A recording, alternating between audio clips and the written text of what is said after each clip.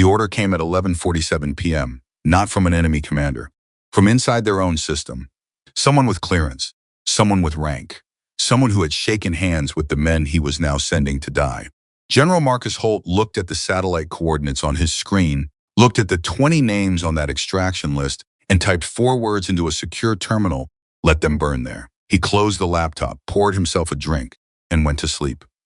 20 American soldiers were about to be surrounded, cut off, and eliminated not by the enemy, but by the people who were supposed to bring them home. Before you go any further, if stories like this hit you somewhere deep, somewhere real, please subscribe to this channel. Drop a comment right now with the city you're watching from. I want to see exactly how far this story travels. Now let's go back to that frozen mountain and to the one person who refused to let those soldiers disappear. The radio had been silent for 6 years, not broken, not forgotten, silent by design. Captain Ethan Walker had served 11 years in the United States Army. He had been in Fallujah when the streets caught fire. He had been in the Korangal Valley when the helicopters couldn't land for 3 days straight. He had buried 7 men he called brothers, stood at their graves in his dress uniform, and kept every single one of their names tucked somewhere behind his ribs where the grief never fully left. He was not a man who scared easily. But tonight, crouched inside a frozen trench on the northern face of a mountain with no name on any public map, Captain Ethan Walker was scared. Not the sharp, clean kind of fear that made a soldier move faster and shoot straighter. The slow, spreading kind. The kind that settled in your stomach like ice water and told you that the math had already stopped working in your favor. 20 men, 4 of them wounded. One of them Sergeant Danny Okafor with a sucking chest wound that no field dressing was going to hold for much longer. Walker Lieutenant James Reyes pressed up beside him, his face dark with cold and dirt. "Command isn't answering. I know, it's been 40 minutes. I know, James. Channel's not just dead." It's like Reyes paused, choosing his words carefully. It's like someone cut it on purpose. Walker looked at him.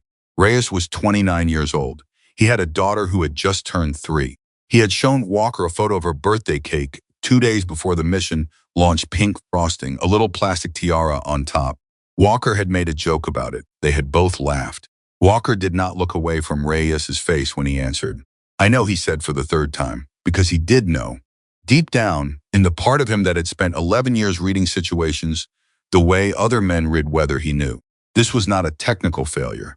Equipment failed with static and error codes and system alerts. This was silence. Clean, complete, deliberate silence. The kind of silence that only happened when someone on the other end made a choice. Someone had chosen not to pick up. Outside the trench, the mountains breathed cold air that turned every exhale into white mist. The enemy was out there. Walker had counted at least 3 separate contact points in the last hour, each one probing, testing, circling. They were not attacking yet. They were waiting. Like they knew something his unit didn't know. Like they had been told something.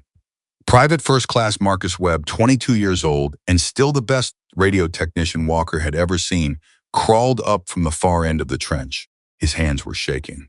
"Not from the cold, Captain. I've been scanning every authorized frequency we have. Nothing. I tried the backup relay. Nothing. I even tried the emergency beep protocol, the one that's supposed to auto-connect to regional command regardless of signal disruption. And Webb swallowed. Nothing. It's like we don't exist on any network they're monitoring."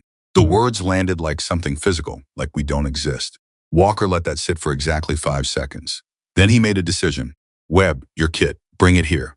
Webb scooted over, the communications pack rattling against his vest. Walker unzipped the outer pouch and began moving through channels systematically, the way an old radio operator had once shown him, not scanning but stepping, moving one precise interval at a time, listening at each frequency before advancing.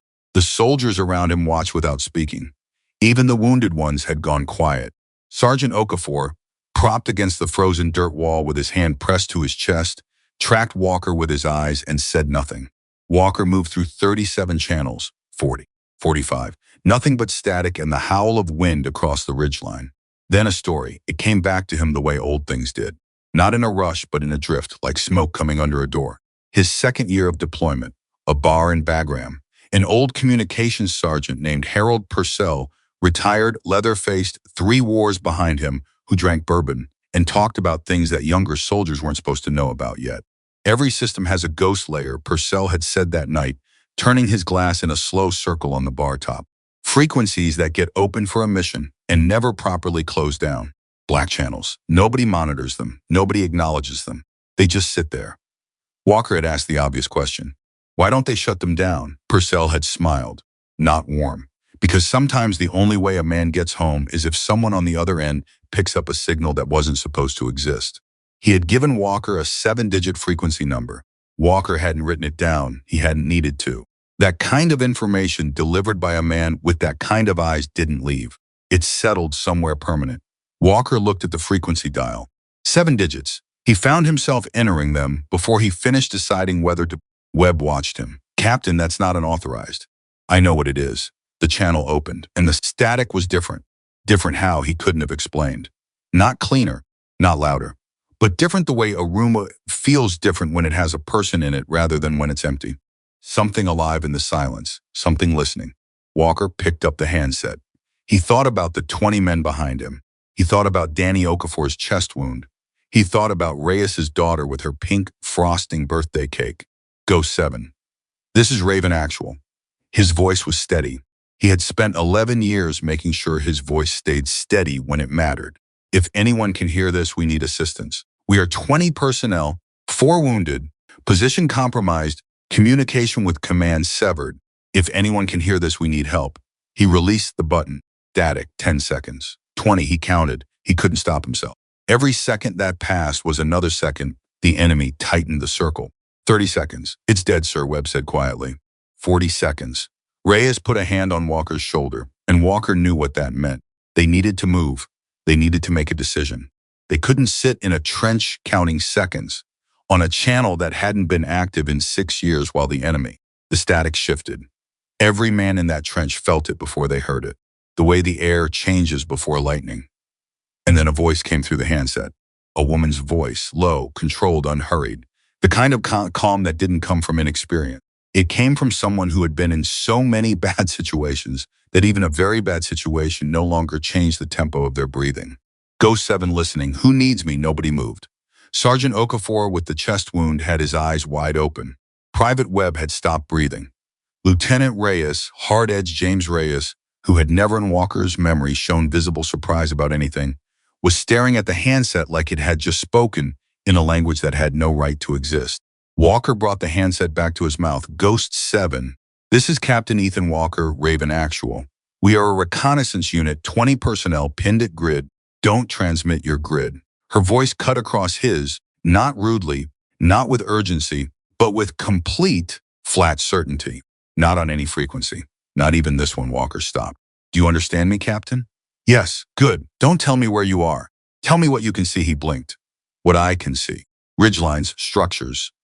Anything that gives me orientation without giving away your exact position.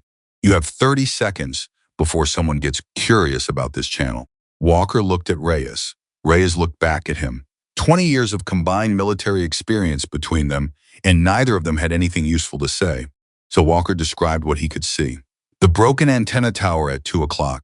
The collapsed structure at the base of the eastern ridge that looked like it had been a communications outpost before something leveled it. The rock formation to the north that locals had probably used as a navigation point for generations, shaped roughly like a man's profile facing west. He finished speaking. Silence for 3 seconds. Then I know exactly where you are. Something in Walker's chest tightened, not with relief. Something more complicated than relief.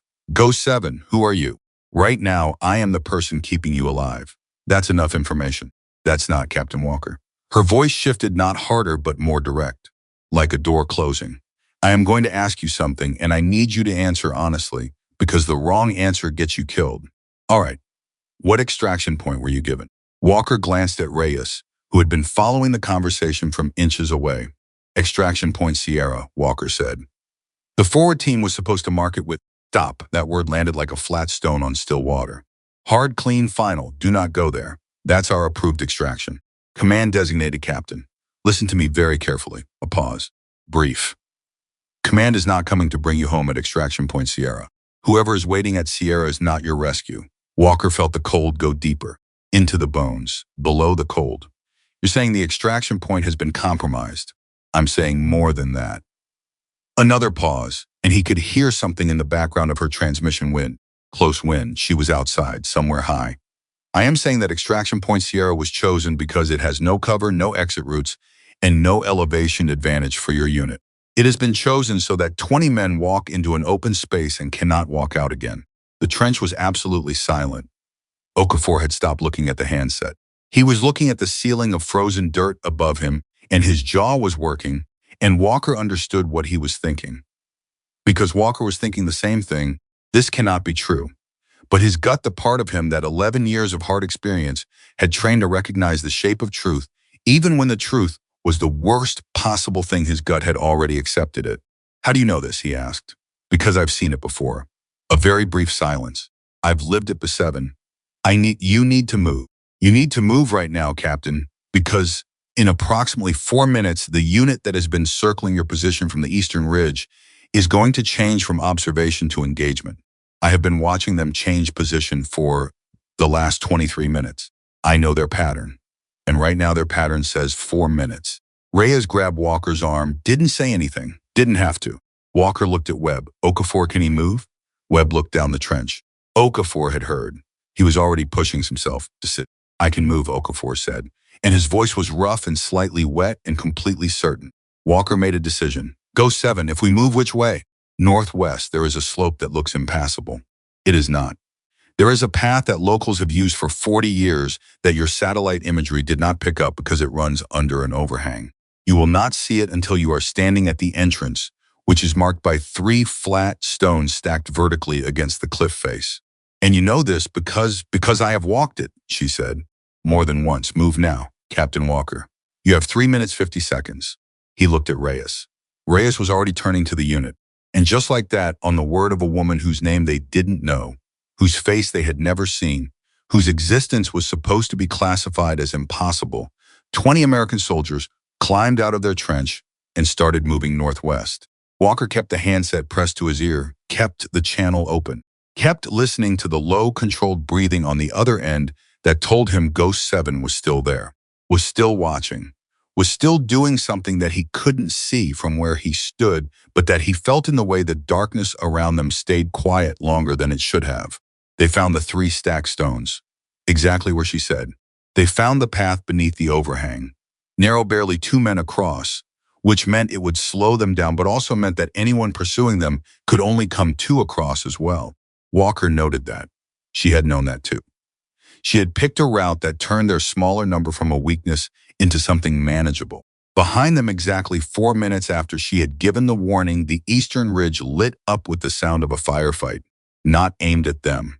A firefight that made no sense from where Walker was standing because his unit was here, not there, and yet the shooting was there, intense and urgent, and someone on the other end of it was retreating, regrouping, realizing their target was gone. Someone had hit the enemy position from another angle. Someone had bought them exactly the time they needed. Ghost 7, Walker said into the handset. Keep moving, no pause. Like she had been waiting for him to call. That was you. Keep moving, Captain. How many of them were there? A beat, then dry as the winter air, enough to make it interesting. Keep moving. Okafor was being supported between 2 privates now. His breathing was audible. Walker watched him with one eye and the path ahead with the other, and he did what soldiers did. He subdivided the problem into pieces small enough to carry 1 step at a time. Move northwest. Follow the overhang. Trust the voice on the radio. He had trusted stranger things on worse nights. He had never trusted something that felt more simultaneously impossible and completely bone-deep right. Ghost 7. He kept his voice low. The path was narrow enough that the sound didn't carry far. You said you've seen this before, lived it before. What does that mean? Silence. Long enough that he wondered if the channel had dropped. Then it means someone I trusted made the same kind of decision that someone in your command made tonight. And I was the only one who came back. Her voice did not change. That was the part that hit hardest. It didn't waver. It didn't soften. It came out steady, like something that had been said so many times in the privacy of memory that the emotion had worn smooth. 7 people went in. I was the only one who came out. And the official report said we were all dead. Walker stopped walking. The soldier behind him bumped into his back and he barely felt it. The official report said you were. Yes, a pause. It's a strange thing to read about yourself. Reyes had circled back and was standing at Walker's shoulder, reading his face. Walker, Will found his voice. How long ago? 6 years. 6 years. the frequency that sat silent for 6 years. The call sign removed from every accessible database. The legend that soldiers only whispered about after midnight. Ghost 7, Walker said. What is your real name? Silence stretched between them. Up ahead, one of the privates hissed quietly. They had reached a fork in the path, 2 directions, no obvious choice in the darkness. Left, Ghost 7 said before he even asked. Like she could see them. Maybe she could. Left, Walker relayed, and the column moved, and Reyes fell back into step behind him, and the handset was warm in Walker's frozen fingers, and the voice on the other end stayed quiet, and he didn't push the question again. Not yet. They moved for another 20 minutes. She guided them through 2 more decision points, a collapsed section of path they had to cross one at a time, and a gap that required a rope assist that somehow Corporal Diaz had in his pack, which meant whoever designed this escape route had also known Diaz carried extra rope, which was impossible, which was starting to feel like the least impossible thing about this entire night. Okafor was struggling. Walker could hear it. He didn't say anything about it, and neither did the 2 men holding him up, because soldiers didn't narrate each other's struggle out loud when they could just carry more of the weight instead. Go 7, Walker spoke quietly, our wounded man. He's not going to make the full distance at this pace. I know. She had been quiet for 12 minutes. He realized he had counted that too. There is a shelter point. 40 years ago, it was used by mountain people in the winter. It is not on your maps. It has 2 walls and a roof, and it will hold 20 men out of the wind. Your medic can work there. Medic is Specialist Chen. He's got limited supplies. Tell Chen that the chest wound will need more pressure on the upper left intercostal space specifically. He's been applying general pressure. The entry angle means the specific point is 3 centimeters higher than standard placement. Another full stop.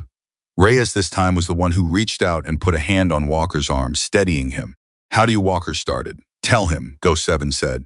Firm, patient. We can talk about it later. Right now, tell him.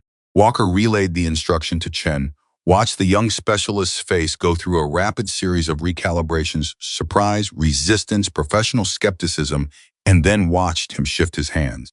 Watched Okafor's breathing change, not perfect, fixed, but better, measurably, immediately better. Chen looked up at Walker with eyes that were asking the same question everyone else was silently asking. Who is she? Walker had no answer. He had only the handset, only the frequency, only the voice. They reached the shelter point. 2 walls and a partial roof, exactly described, carved into a rock face in a way that would be completely invisible from more than 15 feet away unless you knew where to look.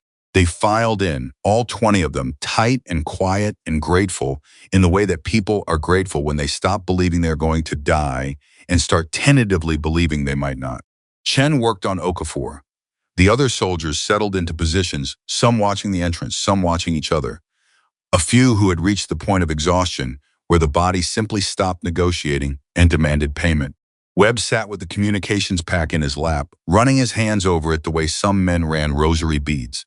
Walker sat with his back against the cold stone wall and held the handset close and spoke quietly. Still there? Still here, she said. You've been watching us the whole time. Yes. From where? A small pause. He could almost hear the decision being made. High enough. That's not an answer. It's the answer you're getting. But there was something different in her voice. What's almost like the edge of something that in different circumstances might have been humor. Like someone who had forgotten she was allowed to be dry and wry and human and had just briefly remembered. Walker looked around at his men, at Okafor being tended to, at Reyes standing at the narrow entrance with his rifle ready and his eyes forward, at Webb, who was 22 and frightened and holding together with both hands. Ghost 7, Walker said. Yes, I need to ask you something. You've been asking me things all night, Captain. This one's different. He paused. The extraction point. Sierra, you said it was a trap. You said someone in our command structure set it up. Do you know who? The silence that followed was longer than any of the previous ones. It had weight. The kind of silence that tells you the person on the other end is not deciding whether to answer. They are deciding how much of the answer they can carry once they give it to you. I have a name, she said finally, but giving you a name without giving you everything else that goes with it that gets you killed in a different way. A slower way. Give me what you can. The mission your unit was running, what were you told it was for? Forward reconnaissance. Identifying insurgent communication routes in the northern corridor. And what did you actually find? Walker hesitated. 2 days into the mission, they had found something they hadn't been looking for. a cache of documentation, digital files on hardware that had no business being in a mountain hideout, financial records, communication logs, American names appearing in places American names had no reason to appear. He had reported it up the chain. He had been told to leave the hardware in place and continue the mission. He had followed the order. He shouldn't have. He understood that now, sitting in the dark, completely clear-eyed about the thing he had chosen not to be clear-eyed about 2 days ago. We found documentation, he said. Yes, her voice was very quiet. You found exactly what they were afraid someone would find. And the moment you reported it, you became a problem. And their solution to problems, she stopped. Their solution to problems is what happened to my unit 6 years ago. The shelter was silent except for the wind outside and Chen's quiet instructions to Okafor and the sound of 20 men breathing carefully in the dark. Operation Silent Horizon, Walker said. The handset went absolutely still, not even the background wind. Like she had moved somewhere the wind couldn't reach, or like the mention of those 3 words had taken the breath out of her in a way that even 6 years of practice couldn't entirely prevent. Where did you hear that name? She asked. I found a reference. In the documentation cache, 2 days ago. Another silence. Then, Captain Walker, how much of what you found did you transmit to command? Walker went very cold in a way that had nothing to do with the temperature. Everything, he said. The pause that followed was the worst one of the night, because it meant they had known exactly what he had found, and they had known exactly what to do with the people who found it. And they had put that plan in motion before his unit had even had time to wonder why the extraction point seemed wrong. Go 7, Walker said quietly. I know. If they know what we found, I know, Captain. Tell me we're getting out of here. And for the first time, something changed in her voice. Not weakness, not doubt. Something that was almost the opposite of those things. Something that had been tempered by 6 years of being alone in cold mountains with nothing but the truth for company. You're getting out, she said. All of you. That is not a promise I make lightly. Walker believed her. Not because he had any logical reason to believe a voice on a ghost frequency from a soldier who was officially dead. Not because the mass supported it or command authorized it, or any of the systems he had trained 11 years to trust were still functioning. He believed her because he had heard 20 voices in his life that sounded exactly like hers in this moment. They belonged to people who had already been broken by a situation and had made their choice in the breaking had chosen, in the wreckage of whatever burned around them, to hold the line. Those voices didn't lie. They were past the point where lying bought you anything. He looked around the shelter one more time. 20 men, 4 wounded, 1 radio, 1 ghost. He made the same decision he had made when he pressed transmit on the forbidden frequency. Tell me what we do next, he said. Rest, she said. 2 hours. I'll tell you when to move. And in the meantime, a very small pause. In the meantime, Ghost 7 said, I'll keep the wolves from the door. And in the hours that followed those strange, suspended hours between what had almost happened and what still might, the men of Raven Actual rested in the shelter of 2 old stone walls, and outside in the mountains that no map named correctly, somewhere high and cold and invisible, a woman who had been erased from every record and every memory did the only thing she had ever known how to do. She watched. She waited. She kept them safe. And none of them, not even Walker with his handset held close, could see exactly where she was. But they could feel her. The way you feel a wall at your back in the dark. The way you feel the difference between a room that is empty and a room that has someone standing in it. Ghost 7 was there. And for 20 men who had very recently stopped believing they would see morning, that was more than enough.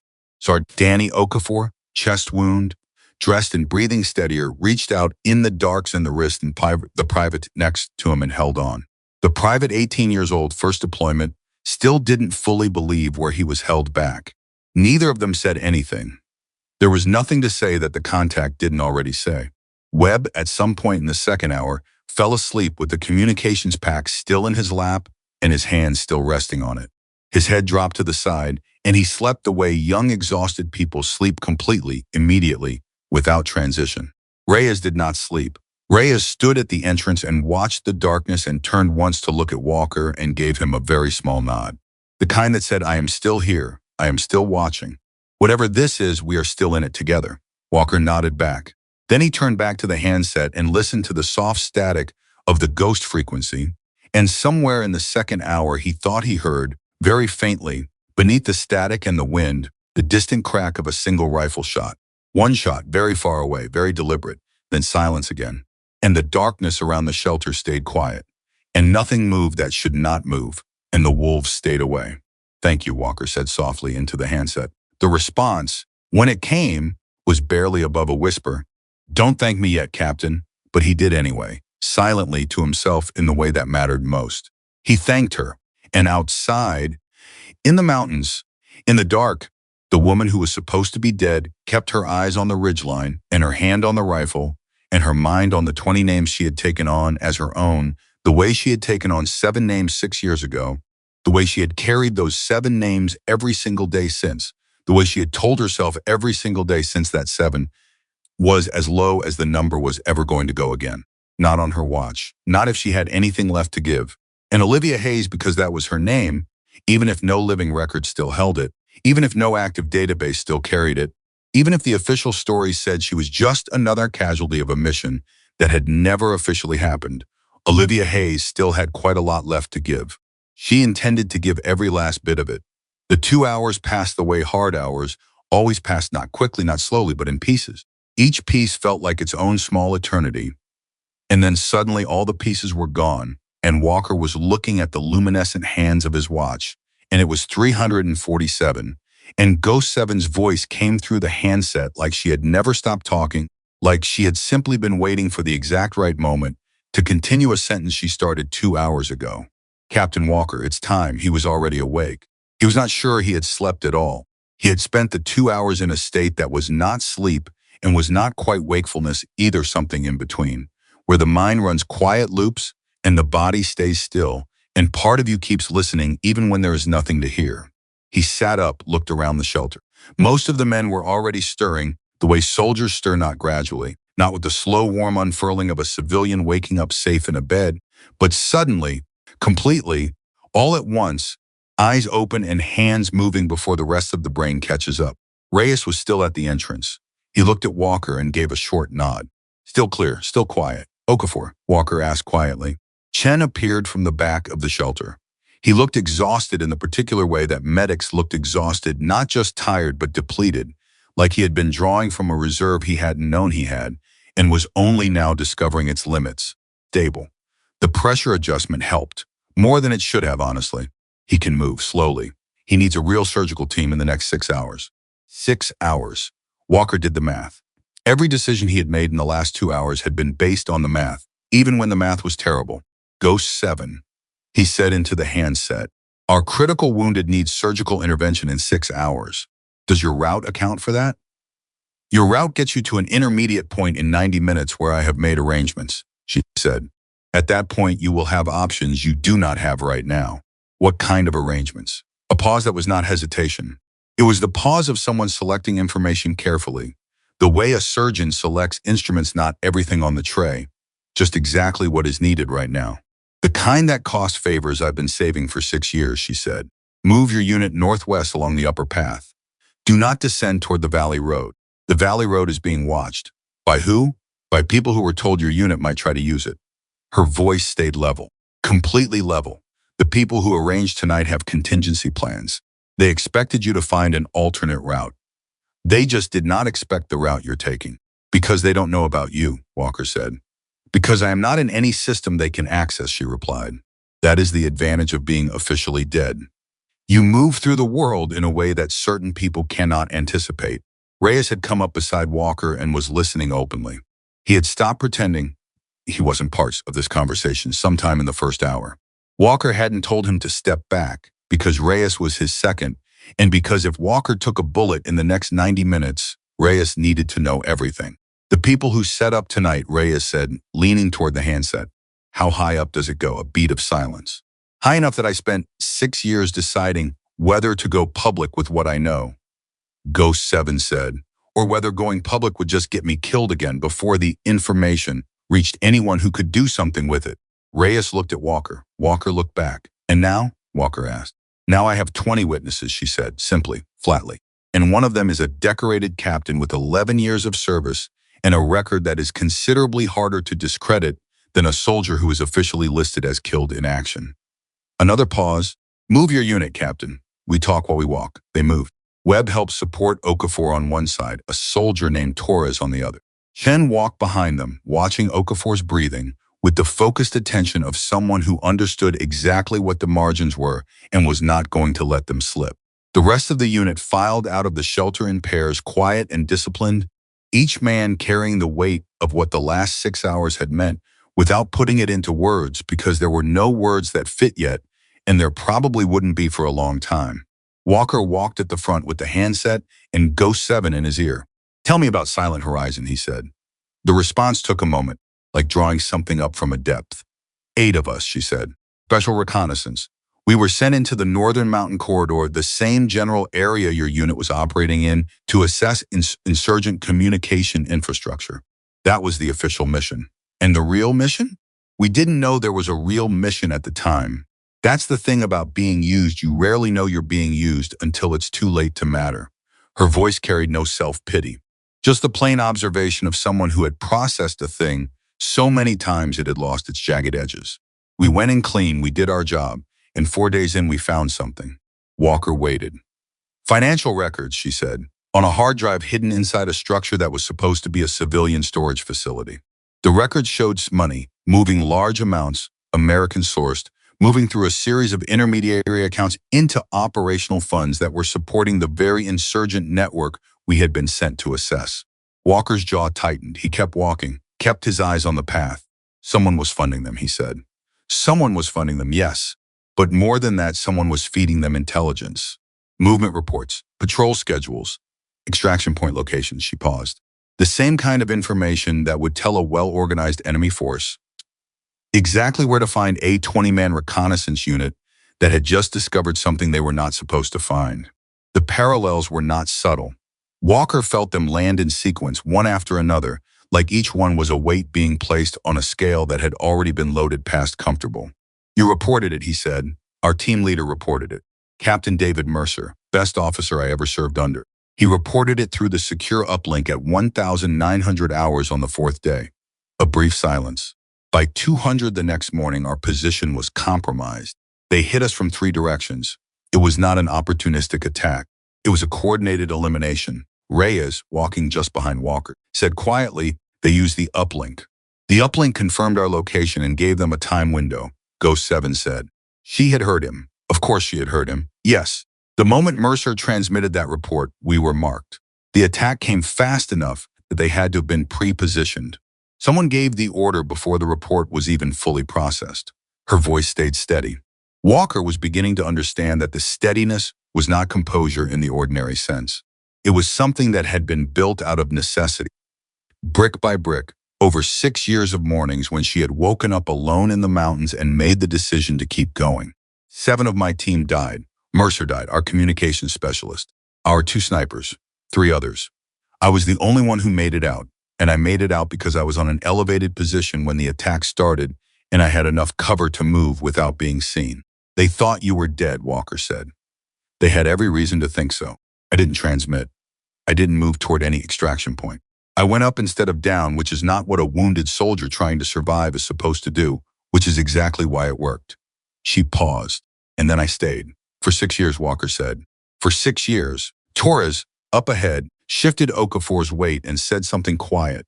And Okafor responded with something short and rough and almost like a laugh, and the sound of it, brief and improbable and deeply human, moved through the column like a small warm thing in the cold dark." Walker spoke carefully. "While you were staying. What were you doing?" "Learning," she said. "Watching. The same corridor, the same mountain networks, the same movement of people and information. You learn a great deal in 6 years of observation when you have no other agenda. When you are not looking for what you were sent to look for, you see what is actually there." A pause. "I rebuilt the picture from the outside. I found the links, names, accounts, operational patterns. I have documentation that makes what your unit found look like a footnote." Reyes moved up beside Walker and spoke quietly, not into the handset but to Walker directly. "She's been building a case." Walker looked at him. "For 6 years. For the families," Ghost 7 said, and the 2 words landed differently than everything before them. Not flat, not steady. Something slightly different. The way a door opens a fraction and you see a different quality of light on the other side before it closes again. The 7 people who died with me, they have families. Parents, siblings, some of them had children. The official report says they died in combat. It gives them a story that is not the truth. A pause. Lies don't honor the dead. They protect the people who caused the death. And those people have been protected long enough. Nobody said anything for 30 seconds. They walked. The path climbed slightly and then leveled and then curved around a rock face that blocked the wind. And for a moment, the silence was full rather than empty, the kind that fills with what cannot be said. Because what cannot be said is too large for words right now, but is completely understood by everyone present. Then Private Webb, walking just behind Reyes and clearly tracking every word, spoke up young and tired and with the unfiltered directness of someone who had not yet learned to keep his most important questions behind his teeth. Ma'am, how are you still? How did you do it? 6 years alone up here. How does a person do that? The question sat in the air for a moment. Walker glanced back at Webb, half expecting Ghost 7 to redirect or deflect. She did not. One day at a time, she said. The same way anyone does anything that seems impossible from the outside. You don't look at the full 6 years. You look at today. Can I make it through today? Yes. Do that again tomorrow. Keep doing that until one day you look back and the thing that seemed impossible is just your life. A beat, and you stay angry. Anger is useful. Keeps you warm when nothing else will. Webb thought about that. Then what were you angry at? The waste, she said. 7 good people wasted to protect bad ones. That is the kind of thing that can sustain you indefinitely. Private, if you let it. Then the handset crackled with sudden urgency, a different quality in her voice. The first time all night the control had shifted even slightly towards something faster. Stop, everybody stop right now. The column froze.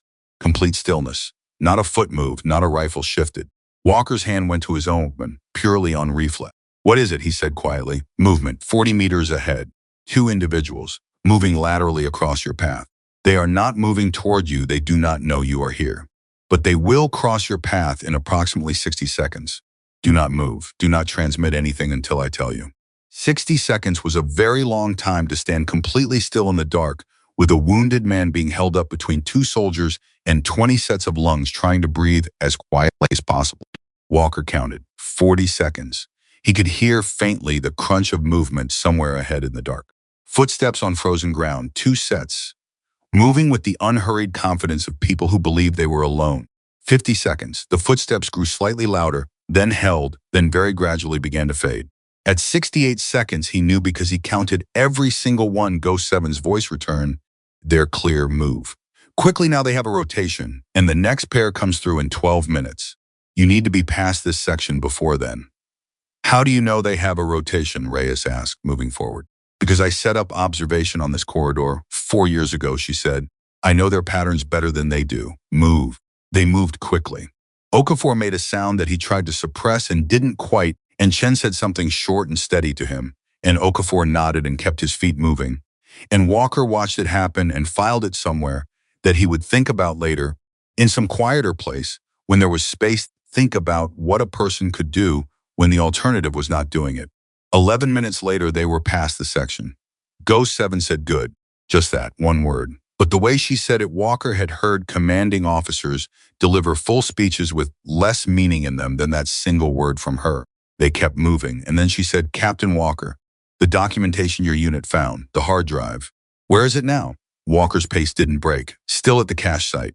Command told us to leave it in place. Of course they did, she said. And there it was again, not quite bitterness, not quite irony. Something that had been both of those things and had been processed into something quieter and more permanent. They needed it to remain in a location they controlled. If it disappeared with your unit, they couldn't manage what happened to it. Can we go back for it? No. You do not go back for anything tonight. But it does not matter. A pause.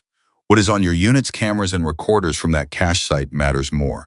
Your men photographed the contents? Walker thought. Webb documented everything before we moved on. Webb. She seemed to locate the name in the conversation, attach it to the young private she had just spoken to. Private Webb, your communications specialist. He has the documentation on his personal recorder. Standard field documentation protocol, yes. Then the hard drive can stay where it is, she said. What Webb carries is sufficient. Webb, who had been listening, looked at the recording device attached to his vest with an entirely new understanding of what it represented and what that made him tonight. His hand moved to it involuntarily, confirming it was there, confirming it was still running. Keep that device safe, Ghost 7 said. More than anything else on this mountain tonight, protect that device. Yes, ma'am, Webb said, and his voice had changed. He sounded older than he had at the start of the conversation. Older in the way that people get older in a single night sometimes, when a night decides to carry years of weight. They walked for another 20 minutes and then 07 said, left, 30 meters. There is an alcove in the cliff face. Wait there. Wait for what? For my arrangements to arrive. They found the alcove. Deeper than the shelter had been almost a small cave, the kind that the mountain had made accidentally over centuries. Enough room, just enough. They filed in. Walker pressed the handset close. Go 7. You said arrangements that cost favors. I need to know what's coming. A man named Farhan Yusuf, she said. He is a civilian logistics contractor who has operated in this region for 19 years. He knows these mountains the way you know your childhood neighborhood. He is not military. He is not affiliated with any government. He moves supplies, people, information, and he owes me a debt that he has never had the opportunity to repay. A civilian, Ray said, his tone careful. A civilian who has helped more American soldiers off this mountain than your official extraction protocols have, Go 7 replied. And there was something in her voice that was not quite sharp, but was close to it. If you would prefer to wait for official extraction, I would remind you that official extraction tonight leads to Extraction Point Sierra. Reyes said nothing more. Farhan will bring 2 vehicles, she continued. He will take your wounded to a location where a medical team is waiting that is also part of the arrangement. The rest of you will have a choice about next steps, but your wounded will have what they need. That part is not negotiable. That part happens. And Farhan, Walker said, he knows why you're asking? He knows what tonight is? Farhan has known what tonight is for years, she said. He was not there for Silent Horizon, but he found me afterward. He is one of 3 people in the world who know I am alive. A brief pause. He will not ask questions. He will do what needs to be done. They waited. Walker sat with his back against the stone and the handset in both hands and found himself doing something he had not done in a very long time, which was simply sitting still and letting his mind do what it wanted. What it wanted, apparently, was to go back over the sequence of the night, the trap, the frequency, the voice, the path through the mountains, the things she had known that she could not possibly have known, and look at it from a different angle. Go 7, he said quietly. Yes. Why tonight? You've been out here 6 years. You have been watching and collecting and building the case. Why use the frequency tonight? Why answer? The pause was long, the longest of the night, long enough that he started to wonder if the channel had dropped, if he was listening to empty static, if the question was one she simply would not answer. Then, because tonight was the same as 6 years ago, he waited, the same pattern, the same leak, the same kind of trap in the same kind of location with the same logic behind it. I have watched these people operate for 6 years, and I know their signatures, Captain. And when I saw your unit's movement being mirrored by a responding force in a way that matched Silent Horizon almost exactly, she stopped. Started again. I could not watch it happen again. I could not sit on that ridgeline with evidence of what they were doing and watch 20 more people disappear while I waited for a better moment. There may not be a better moment, Walker said. No, she agreed. There may not. Which is why tonight is tonight. The weight of it settled over the alcove, like something physical. Then, from somewhere in the darkness outside, a sound. An engine, low, careful, moving slowly. The kind of vehicle driven by someone who knew every stone of the road. Walker was on his feet. That's Farhan, Go 7 said. Go 7, go, Captain. Your wounded man needs surgery. Go, and you another silence. I'll be here, she said. Walker held the handset for one more second. 20 men who were alive because of a woman on a ghost frequency. 20 men who had a real name for the first time tonight, the name she hadn't given yet, but that Walker already felt he almost knew. The way you feel a shape in the dark before you can see it clear. We're not leaving you behind, he said. The reply was quiet, and he would carry the sound of it for a long time. Captain, she said, I never left. I've been here the whole time. Now go take care of your people. He went. They moved out of the alcove and toward the sound of the engine, and Farhan Yusuf turned out to be a compact, weathered man in his 50s with careful eyes and hands that moved with the efficiency of someone who had done this particular kind of thing before and expected to do it again. He did not ask questions. He looked at Okafor and said 2 words to Chen, precise medical words, words that told Walker this man had seen this kind of wound before and knew what it needed. And Chen looked surprised and then not surprised and nodded.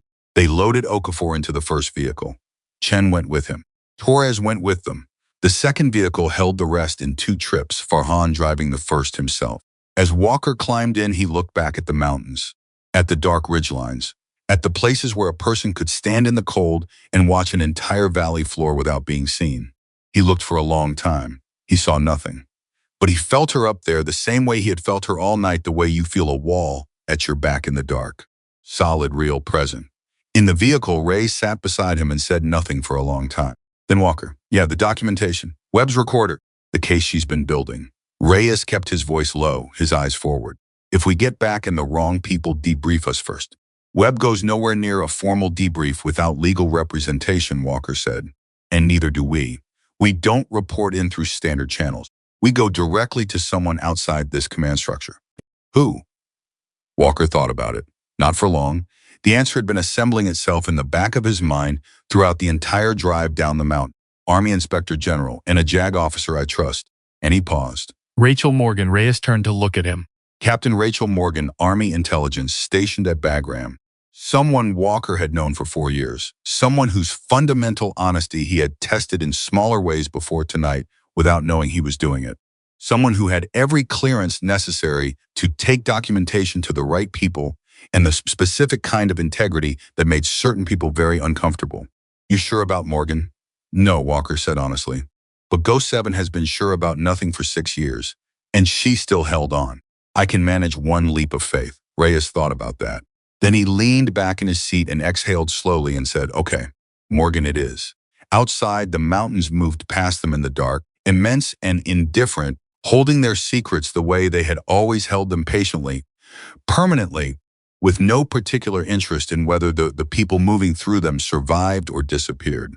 But somewhere up there, Walker knew, a woman who was officially dead was still watching, still moving, still doing the things she had been doing for 6 years in the cold, the silence and the absolute solitude of a mission that no one had given her and that she had given herself.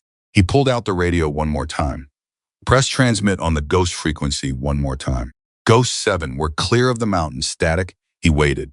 Then faint, almost too faint a signal, good. Her voice barely there, like something carried on the wind from a very long distance. Take care of your men, Captain Walker. We're going to finish this, he said. Whatever you've built up there, we're going to make it count. The signal faded. Then at the very edge of audible, one last transmission, I know. And then the frequency went quiet again, and the mountains fell behind them. And Walker held the silent radio in both hands and thought about 7 soldiers whose names the world had been allowed to forget, and 20 soldiers who were alive because one woman had refused to let forgetting be the end of the story. The vehicle drove on, and on a mountain with no public name, in the dark before dawn, the ghost sniper settled back into her watch and let the silence close around her like something familiar, something she had made her peace with a long time ago and had never quite managed to make her peace with at all. Both things were true. She had learned to live with both things being true. Farhan drove like a man who had memorized every rut and curve by feel rather than by sight, which Walker suspected was exactly the case. The vehicle moved fast but controlled, taking turns that weren't on any map Walker had ever seen, cutting through terrain that should have been impassable and wasn't, the headlights off for long stretches because Farhan apparently did not need them. Nobody spoke much in the first 20 minutes. The kind of silence that follows surviving something, not peaceful silence, but the silence of people who are still internally running the numbers, still tallying what just happened against what almost happened, still adjusting to the fact that the gap between those two things had been narrower than any of them wanted to think about directly. Torres was asleep before they hit the first switchback, his head against the window, his rifle across his knees, out completely. Webb was not asleep. Webb was holding his recording device against his chest with both hands and looking at nothing in particular, which Walker recognized as the look of someone whose mind was somewhere else entirely, back on the mountain, probably, back in that shelter, back listening to a voice that had no business being on any frequency explaining, in the most even tone imaginable, how she had watched 7 people die and then decided to stay. Reyes caught Walker's eye in the dark of the vehicle and gestured very slightly with his chin toward Webb. Walker nodded. He had seen it too. Webb, he said, keeping his voice quiet enough not to wake Torres. Webb looked at him. You did good tonight. Everything you did, the documentation, the communication work, holding the pack together when anyone else might have dropped it. You did well. Webb opened his mouth, closed it then. Sir, the people who set this up, The people who sent us out there knowing what was going to happen. He stopped, swallowed, tried again. Are they going to? Are they going to be allowed to? No, Walker said, flat and complete. No hedging. Not tonight. Webb looked at him for a long moment, then nodded, held the recorder tighter. It was 521 when Farhan pulled the first vehicle to a stop. A building, low, functional, nothing distinguishing about it from the outside. But inside, Walker could see light under the door. And when Farhan knocked twice and the door opened, the smell that came out was unmistakably medical. Antiseptic, clean equipment. The particular chemical clarity of a space set up for surgical work. Two people inside, a man and a woman, both in their 40s, both with the calm, focused energy of people who had been doing this for a long time and had made peace with doing it in unconventional settings. The woman moved directly to Chen and started asking questions in rapid, precise English. Chen answered just as rapidly. They were in a professional dialogue before the rest of the group had fully processed what they were looking at. Okafor was moved inside. Walker watched them take him through an inner door and felt something loosen in his chest that had been locked tight since moment Okafor had taken the hit, some internal mechanism he hadn't consciously known he was holding. Farhan reappeared at his shoulder. He will be taken care of, he said. His English was careful and precise. These are good. They have done this before. For her, Walker asked. For Ghost 7, Farhan looked at him for a moment, not evaluating, more like remembering. For the people she sends to them, yes. There have been others over the years. Not many. Paused. She saves the ones she can reach. Walker thought about that. About what that meant that across 6 years, there had been other moments, other nights, other soldiers or civilians or people caught in the machinery of something larger than themselves who had been quietly steered to safety by a voice on a frequency nobody was supposed to know existed. A quiet, invisible thread of survival woven through the official record of events that never mentioned her at all. Farhan, Walker said. How did she find you after Silent Horizon? Farhan was quiet for a moment. Then she did not find me. I found her. He looked at the mountains behind them, visible now in the very first gray suggestion of dawn at the eastern edge of the sky. I found a woman on a ridgeline who looked like she had been through something that should have killed her. I gave her food, water. I did not ask what happened. In this part of the world, Captain, you learn very quickly that asking what happened to a wounded soldier is a good way to become a problem for someone. He paused. After 3 weeks, she told me some of it, enough. I understood enough, and I told her I would help however I could, whenever she asked. And she never left, Walker said. She could not leave, Farhan said. Not with judgment, just fact. Not with what she knew. Not with what she was building. She is the most patient person I have ever met, Captain. And patience in these mountains is what keeps you alive long after everything else has run out. Walker's phone buzzed. He looked at it and stopped breathing for half a second. It was a secure message from an internal Army communication channel. Standard format. Official. Sender ID. Colonel Bryce Haddon, Forward Operations Command. The message read, Raven Actual, confirm status and current location immediately. Your unit has been classified as missing. Extraction teams are being deployed to Point Sierra. Confirm receipt.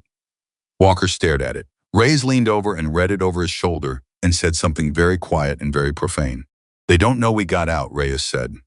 They know we're not at Sierra, Walker said, which means they know the trap didn't close. Which means they're looking for us, Reyes finished. And now they're going to try to look like the rescue. Walker looked at the message for another 3 seconds. Then he turned to Webb. Webb, if I respond to this message from my phone on this channel, how quickly can command triangulate our location? Webb did not hesitate. He had been thinking about this for the last 20 miles. Seconds, sir. The moment you transmit any signal on any channel they're monitoring, they have us. Can you block it? Webb looked at his kit, back at Walker. I can route a response through a delayed relay. It'll look like we're transmitting from a location about 40 kilometers from here. Buys us maybe 2 hours before the triangulation catches up. Do it, Walker said. And the response says, Raven Actual, all personnel accounted for, en route to secondary rally point, requesting secure debrief with Inspector General Representative and JAG officer upon arrival. Do not send extraction to Sierra. Repeat, do not send extraction to Sierra. Webb looked up sharply. Sir, sending that message tells command exactly what we know. Yes, Walker said. Reyes said slowly. That's intentional. If the people who set this up think we don't know anything, they'll assume we came out of the mountains confused and we're making our way back through normal channels. They'll let us come in, and they'll control the debrief, and they'll control the narrative. Walker looked at both of them. But if they know we know, if they understand that we're asking for IG and JAG specifically, that we're explicitly telling them not to send a team to Sierra, then the calculation changes. Now discrediting us becomes harder. Now we're already on record requesting oversight channels. Reyes thought about it. Or it accelerates whatever they're planning. Maybe, Walker said. But 20 witnesses, one very credible recording, and a paper trail that now includes an official request for oversight, that's a different problem to manage than 20 soldiers who walked off a mountain and don't know why. We're harder to disappear quietly now than we are if we stay quiet. He said the last sentence and felt the full weight of the word disappear. And so did everyone else in the vehicle, because the word did not mean an abstraction tonight. Tonight it meant exactly what Ghost 7 had described. It meant 7 people in a mountain corridor. It meant an official report that said one thing and the truth that said something completely different. It meant a woman spending 6 years on a ridgeline because she understood that disappearing quietly was what they were counting on. Webb sent the message through the relay. Then he looked at Walker and said, "Sir, the recording on my device, what exactly do we do with it?" Walker opened his mouth to answer, and then his radio, the ghost frequency, still open, still on crackle. Every person in the vehicle went still. The voice, when it came, was faint. Signal degraded by distance now, the mountains between them doing what mountains do. But it was her, Captain Walker. "Are you receiving?" Walker grabbed the handset. "Receiving? Go ahead. I've been listening to your command channel." A pause. "I have a broader antenna range than your standard kit. I heard Haddon's message." "Colonel Bryce Haddon," Walker said. "Is that the name?" "That is one of the names," she said. "Haddon is the operational layer. He coordinates. He does not originate." Her signal flickered slightly. "The originating authority is higher. I have documentation for both." "Who is above Haddon?" Walker asked. The signal crackled, and for a moment he thought he had lost her. Then it cleared just enough. "General Marcus Holt," she said. The name dropped into the vehicle like a stone into still water. Walker heard Reyes exhale beside him, heard Webb make a sound that was not quite a word. General Marcus Holt, not a colonel, not a mid-level operative running a private agenda inside a command structure. A general, 2 stars, decorated, known. A man whose face appeared in official photographs and whose name appeared in public statements and whose career represented everything the institutional army was supposed to stand for. "Holt," Walker said. His voice was very controlled. "Marcus Holt is behind this." "Marcus Holt has been behind this for 9 years, Ghost 7 said. "The financial network your unit found, the insurgent communication infrastructure that was supposedly being funded by external sources, Holt's fingerprints, are on the originating accounts. I have the documentation. I have the full chain. 6 years of it." A pause. "He was already operating when Silent Horizon happened. My team getting too close to the financial records is what triggered the order. He has been running this for 9 years, and he has protected it every time it came close to being seen." Reyes leaned across Walker toward the handset. "Ghost 7, a 2-star general. Do you understand what you're asking us to take on?" "The institutional resistance alone." "Lieutenant Reyes." Her voice was steady but direct. "I understand exactly what I am asking you to take on. I have understood it for 6 years. I have built the case specifically because I understood that the target was high enough that anything less than airtight documentation would be dismissed, buried, or turned around on the people who brought it." A brief pause. "I am not asking you to accuse a general on a feeling. I am asking you to carry evidence that makes the accusation unavoidable." Reyes sat back, said nothing. Walker looked at the gray light growing at the edge of the sky and made the kind of calculation that at his 11 years had trained him for, not the battlefield kind, not the tactical kind, but the deeper, the one that asked, what does this cost? What does it mean? And is this the right thing to do? The answer to the last question had been clear since the moment he pressed transmit on a forbidden frequency and heard a voice that was supposed to be dead tell him that his extraction point was a trap. "Ghost 7, he said. "The documentation you have, 6 years of it. How does it reach us?" A pause. "Farhan." Walker looked at Farhan, who was leaning against the outside of the vehicle and had been listening without expression. Farhan nodded once, like this was something he had been ready for. Like this was the moment toward which the last 6 years had been, quietly and without announcement, building. "Farhan has physical copies," Ghost 7 said. "Encrypted drive. He has been holding them for 2 years waiting. He knows the decryption sequence. You will also need a secondary code that I will give you only when you have a secure line to someone outside Holt's reporting chain. Rachel Morgan Walker said. Army Intelligence Bagram. A silence. Long enough to make him aware of it. Then I know Rachel Morgan. He had not expected that. You know her. I knew her before Silent Horizon. We served overlapping deployments in 2017. She was doing intelligence work in the Eastern Corridor when my unit was operating there. The signal faded slightly, then returned. She had a reputation for following the evidence wherever it went, regardless of where it pointed. That is a rare quality, and it was notable enough that I remember it. A pause? I don't know who she is now. 6 years changes people. She's still the same, Walker said with more certainty than he had expressed about anything in the last 12 hours. Then get to her, Go 7 said. Get to her before Haddon figures out you're not coming in through normal channels. You have a window, Captain. It is not a large window. How large? Haddon will realize within the hour that the debrief request through IG channels was deliberate. When that happens, he will contact Holt. When Holt understands that your unit survived and is asking for independent oversight, he will begin damage control. He is very fast at damage control. He has had 9 years of practice. The signal crackled again. You have until approximately 700 before this becomes significantly harder. Walker looked at his watch. 539, 81 minutes. Farhan, Walker said. Farhan was already moving, already opening the back of the vehicle, already reaching for something that had been stored in a locked compartment that Walker had not looked at before, because they had had other priorities before. He brought out a hard-sided case, set it on the vehicle's running board, looked at Walker with those careful, quiet eyes. 2 drives, Farhan said. Everything she has built, every name, every account, every operational record. Everything that proves what happened to her team and what has been happening since. He put his hand on the case for a moment, just a moment. Like a small farewell gesture towards something that had lived in his keeping for a long time and was now moving on to wherever it needed to go. She asked me to hold it until the right person asked for it. I was beginning to wonder if that person would come. She knew someone would come, Walker said. Farhan looked at him. No, he said gently. She hoped someone would come. There is a difference. And she knew the difference better than anyone. Walker took the case, held it, thought about the weight of it, not the physical weight, which was manageable, but the other kind. The weight of 6 years of patience and grief and cold mornings and deliberate invisible living and 7 names carried internally like a private obligation to the dead. He thought about all of that, and then he put it in the vehicle and said, let's move. Reyes was already on his phone, composing a message. Walker glanced over and saw the recipient, Morgan R. Captain.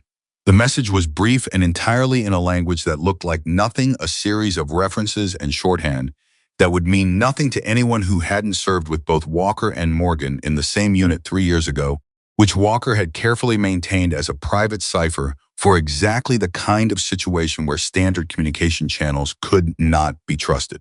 Morgan would understand it if she was still Morgan. Reyes sent it. They both looked at the phone. 20 seconds. 40. Walker felt the time the way he had felt it in the trench in pieces, each one its own small eternity, the math running underneath everything else. Then the phone buzzed. Morgan's reply was 4 words. Tell me where, now. Reyes looked at Walker, and the look on his face was the closest thing to relief that Walker had seen from him all night, which wasn't much, because Reyes did not do relief easily, but it was real. She's in, Reyes said. She was always in, Walker said.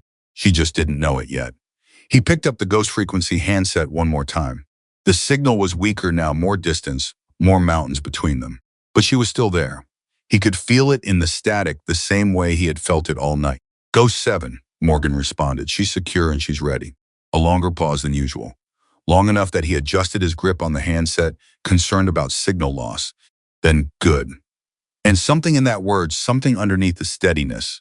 Something that had been below the surface of every transmission all night surfaced for just a moment. Not much, just enough. That's good, Captain. We're moving to her position now. We have the drives. We're going to finish this.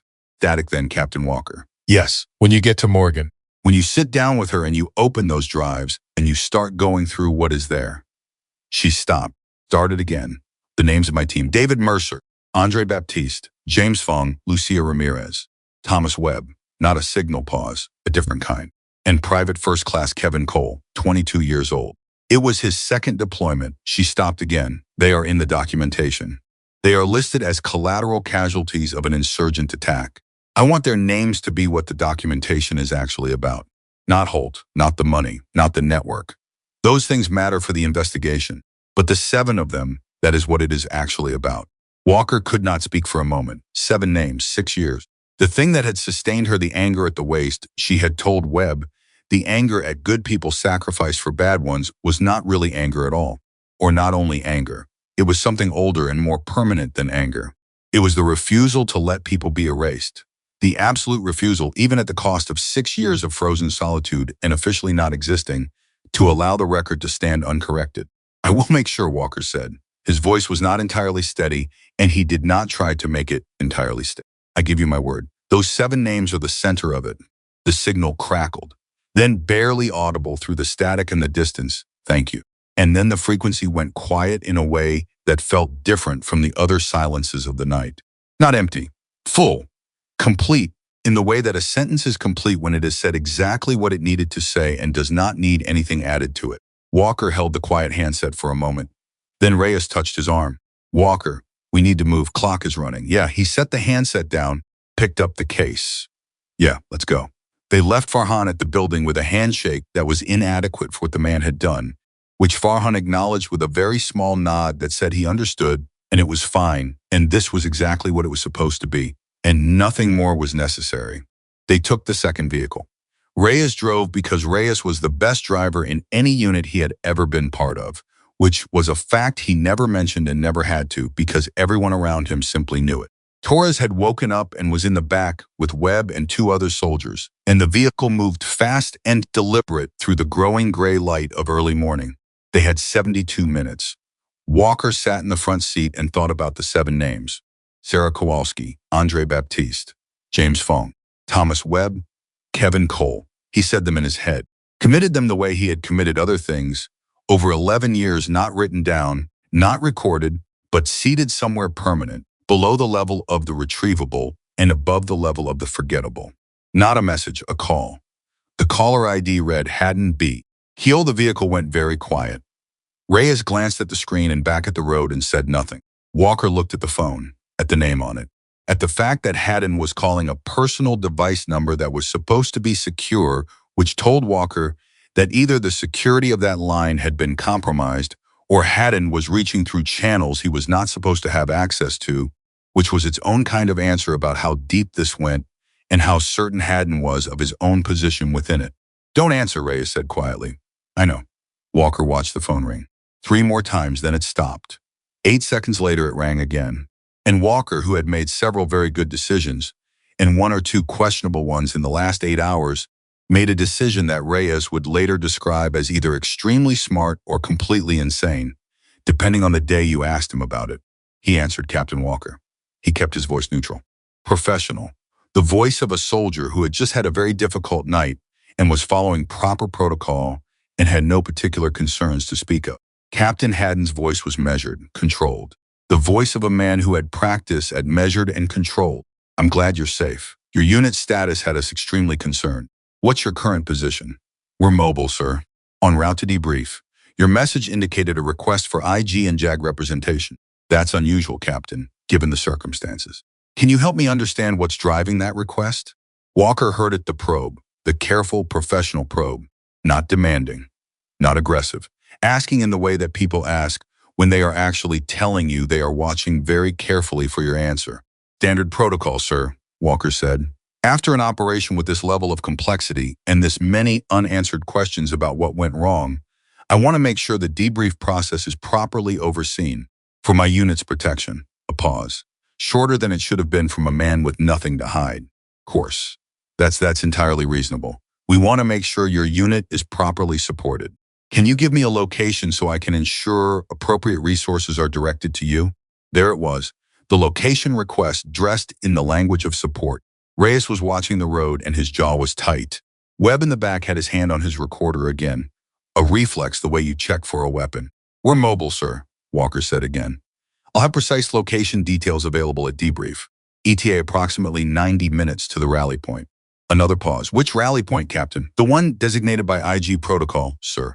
I believe you'll be notified through appropriate channels. A beat. Thank you for calling, Colonel. Raven actual out. He ended the call before Haddon could respond. The vehicle was very quiet. Then Torres from the back seat said, "Sir, did you just tell a colonel to go through appropriate channels?" "I did," Walker said. "While we are currently operating outside appropriate channels." "Also correct." Torres was quiet for a moment. "Then that's either the bravest thing I've ever seen or—" "Don't finish that sentence," Reyes said. Sir Walker's phone buzzed again. Not a call this time. A message from an unknown number, not military format, not official channel, just a standard message app text with no name attached. He opened it. 3 words, "He's calling Holt." Walker stared at it. Reyes glanced over. "Read it." "Who sent that?" Walker looked at the number. No contact attached. New, but the message itself, the 3 words, the timing, the fact that it had arrived within 90 seconds of him ending the call with Haddon told him exactly one thing. Somewhere someone was monitoring Haddon's communications. Someone who was not part of Haddon's network. Someone who wanted Walker to know. "Go 7, he said quietly. Not into the handset, the signal was too degraded at this distance. Just to himself. To the vehicle. To the understanding that she had not simply been watching from a ridgeline tonight. She had been running a parallel operation for 6 years, and what she had built was not just a case file but a network of observation that reached further than any of them had understood. He typed back, "Understood. How long do we have?" The reply came in 20 seconds. "Holt makes 1 call after Haddon. That call takes 5 minutes. After that, your window closes. Drive faster." Reyes had apparently been reading over his shoulder again, because without a word he pressed the accelerator harder. Webb leaned forward from the back. "Sir, what happens when Holt's call goes out? What does that mean practically?" "It means he starts activating the people he controls who are between us and Morgan," Walker said. "Checkpoints, diversions, reasons to slow us down or redirect us." He looked at the road ahead. "It means the next 45 minutes determine everything." Torres said quietly. Nobody laughed, but almost. And Walker thought, in the smallest part of his mind that was still capable of noticing something other than the immediate problem, that the almost was important. That the almost was what kept people functional when the math was bad and the clock was running. And somewhere a general who had been protected by official silence for 9 years was picking up a phone to make a call that was designed to make 20. Soldiers disappear as quietly and completely as 7 soldiers had disappeared 6 years before. 7 names. He carried them like a compass heading. Sarah Kowalski, Andre Baptiste, James Fong, Thomas Webb, Kevin Cole. He drove toward Morgan. He drove toward the window before it closed.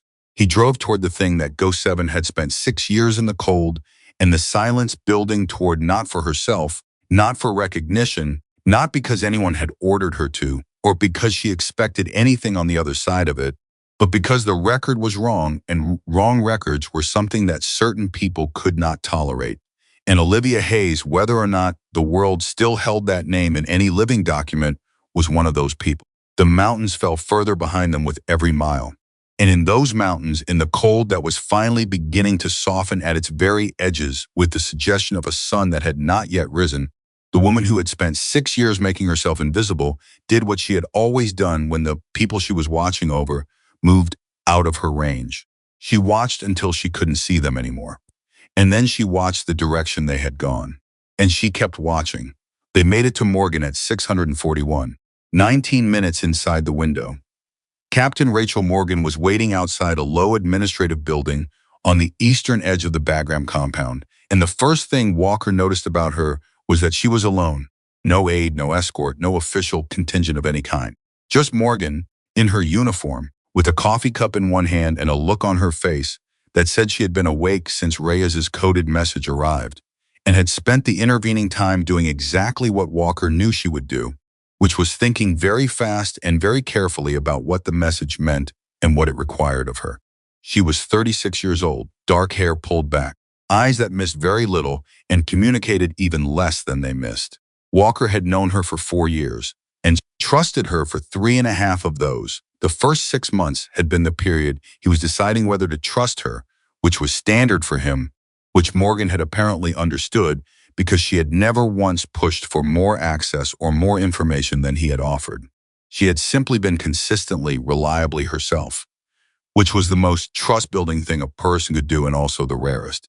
She looked at the vehicle pulling up, looked at Walker getting out, looked at the case in his hands and the handset on his belt and the particular quality of exhaustion on his face That was not the exhaustion of a hard night, but the exhaustion of a hard night that had also rearranged several fundamental assumptions about the world. Walker, she said, Morgan, you look terrible. I've had a complicated evening, I gathered. She looked at the case. Is that what I think it is? Depends on what you think it is. Evidence that is going to make several very powerful people extremely uncomfortable. Then yes, Walker said, that is exactly what it is. She nodded once, crisp, professional. Then she looked at the rest of the unit filing out of the vehicle, Torres, Webb, the others, and something shifted in her expression. Not softness exactly. More like a recognition of the specific gravity of what she was looking at. 20 men who had walked off a mountain that was supposed to swallow them. 20 men who were not supposed to be standing in the early morning light looking back at her. Come inside, she said, all of you. Quickly, they moved inside. The room Morgan had secured was small and functionally bare. A table, chairs, a secure terminal in the corner that was already running. She had prepared, which meant she had understood more from Reyes's coded message than Walker had expected, which meant she was exactly who he had believed her to be. Walker set the case on the table. Morgan looked at it, then looked at him, she said. He talked. He gave it to her in the compressed, precise way that 11 years of operational debriefs had trained him: chronological, factual, minimum editorializing, maximum information per sentence. The mission, the ambush, the silence from command, the forbidden frequency, the voice, the guidance through the mountains, the truth about extraction point Sierra, the documentation cache, Webb's recorder, Farhan, and the names. General Marcus Holt, Colonel Bryce Hidden. Morgan listened without interrupting. She was very good at listening without interrupting. Her coffee sat untouched and went cold during the 22 minutes it took Walker to lay it all out, and she did not notice because her entire attention was somewhere else. When he finished, she was quiet for a moment. Then, Ghost 7. Yes, the frequency has been classified inactive for 6 years. Yes, and the call sign attached to it was removed from accessible databases. Yes. Morgan looked at the table for a moment. Then, when I was doing Eastern Corridor intelligence work in 2017, there was a reconnaissance team operating in the Northern Mountain Corridor. Their mission was classified above my access level. All I knew was the unit designation and that they went dark. She paused. The official report said they were killed in action. Enemy ambush, no survivors. She looked up at Walker, the lead sniper on that team. Her name was in the initial unit briefing I received before the access level cut me off. Major Olivia Hayes. The name landed in the room. Webb made a sound. Small, involuntary. Like the sound of a thing finally clicking into place that had been slightly misaligned for hours. She knows you, Walker said. She remembered you from 2017. Said you had a reputation for following evidence wherever it went. Morgan looked at him steadily. She's been alive this whole time. 6 years, Walker said, in the mountains. Building the case. Morgan absorbed that. The way she absorbed it without visible shock, without the dramatic recalibration that most people would have needed, told Walker everything he needed to know about whether he had been right to come to her. She processed it the way she processed everything, practically quickly, and in terms of what it required her to do next. The drive, she said. I need to verify the encryption before we open anything. If these have been in field conditions for any significant period, there's a chain of custody issue we need to address before any of this is actionable in a formal proceeding. How long does verification take? 20 minutes for the technical verification. The chain of custody documentation, she paused. That's going to require a formal statement from whoever held them. Farhan Yusuf, Walker said. He held them for 2 years. He'll provide a statement. He'll need to do it through proper legal channels. Ghost 7, Walker stopped. Old habit, using the call sign. He corrected himself deliberately because the name mattered. Major Hayes anticipated that. She said she'd provide the decryption sequence only when we had a secure line to someone outside Holt's reporting chain. You are outside Holt's reporting chain. Morgan looked at him carefully. You're asking me to open a direct communication line with a soldier who is officially listed as killed in action. A pause. Very brief. Okay, Morgan said. She moved to the secure terminal in the corner and began establishing a channel with the focused efficiency of someone who had been doing intelligence work for 12 years and understood exactly which protocol to use and which to avoid. Her hands moved fast, her eyes moved faster. Walker watched and thought about the window, about Holt making a call, about the 45 minutes that had become 30 that had become, at this point, approximately 12. Morgan, he said, timeline. We need to move faster than we're comfortable with. I'm aware, she said, without looking up from the terminal. Haddon called IG, requesting that your debrief be conducted through his office specifically. 40 minutes ago. IG is currently processing the request, which means we have. She glanced at a small window before this building becomes a place that the wrong people want access to. Reyes looked at Walker. How did she know about Haddon's request to IG? Because I monitor certain communication channels as part of my standard intelligence function, Morgan said calmly, still typing. And because when a decorated captain sends me a coded emergency message at 5 in the morning and I can't immediately explain why, I start paying very close attention to everything adjacent to his situation. Torres, who had been quiet throughout, said to no one in particular, I want to be her when I grow up. Morgan did not smile, but her shoulders moved very slightly in a way that suggested she had heard and was filing it under a category she would probably never acknowledge. Terminal chimed, secure channel established. Walker picked up the handset, the ghost frequency.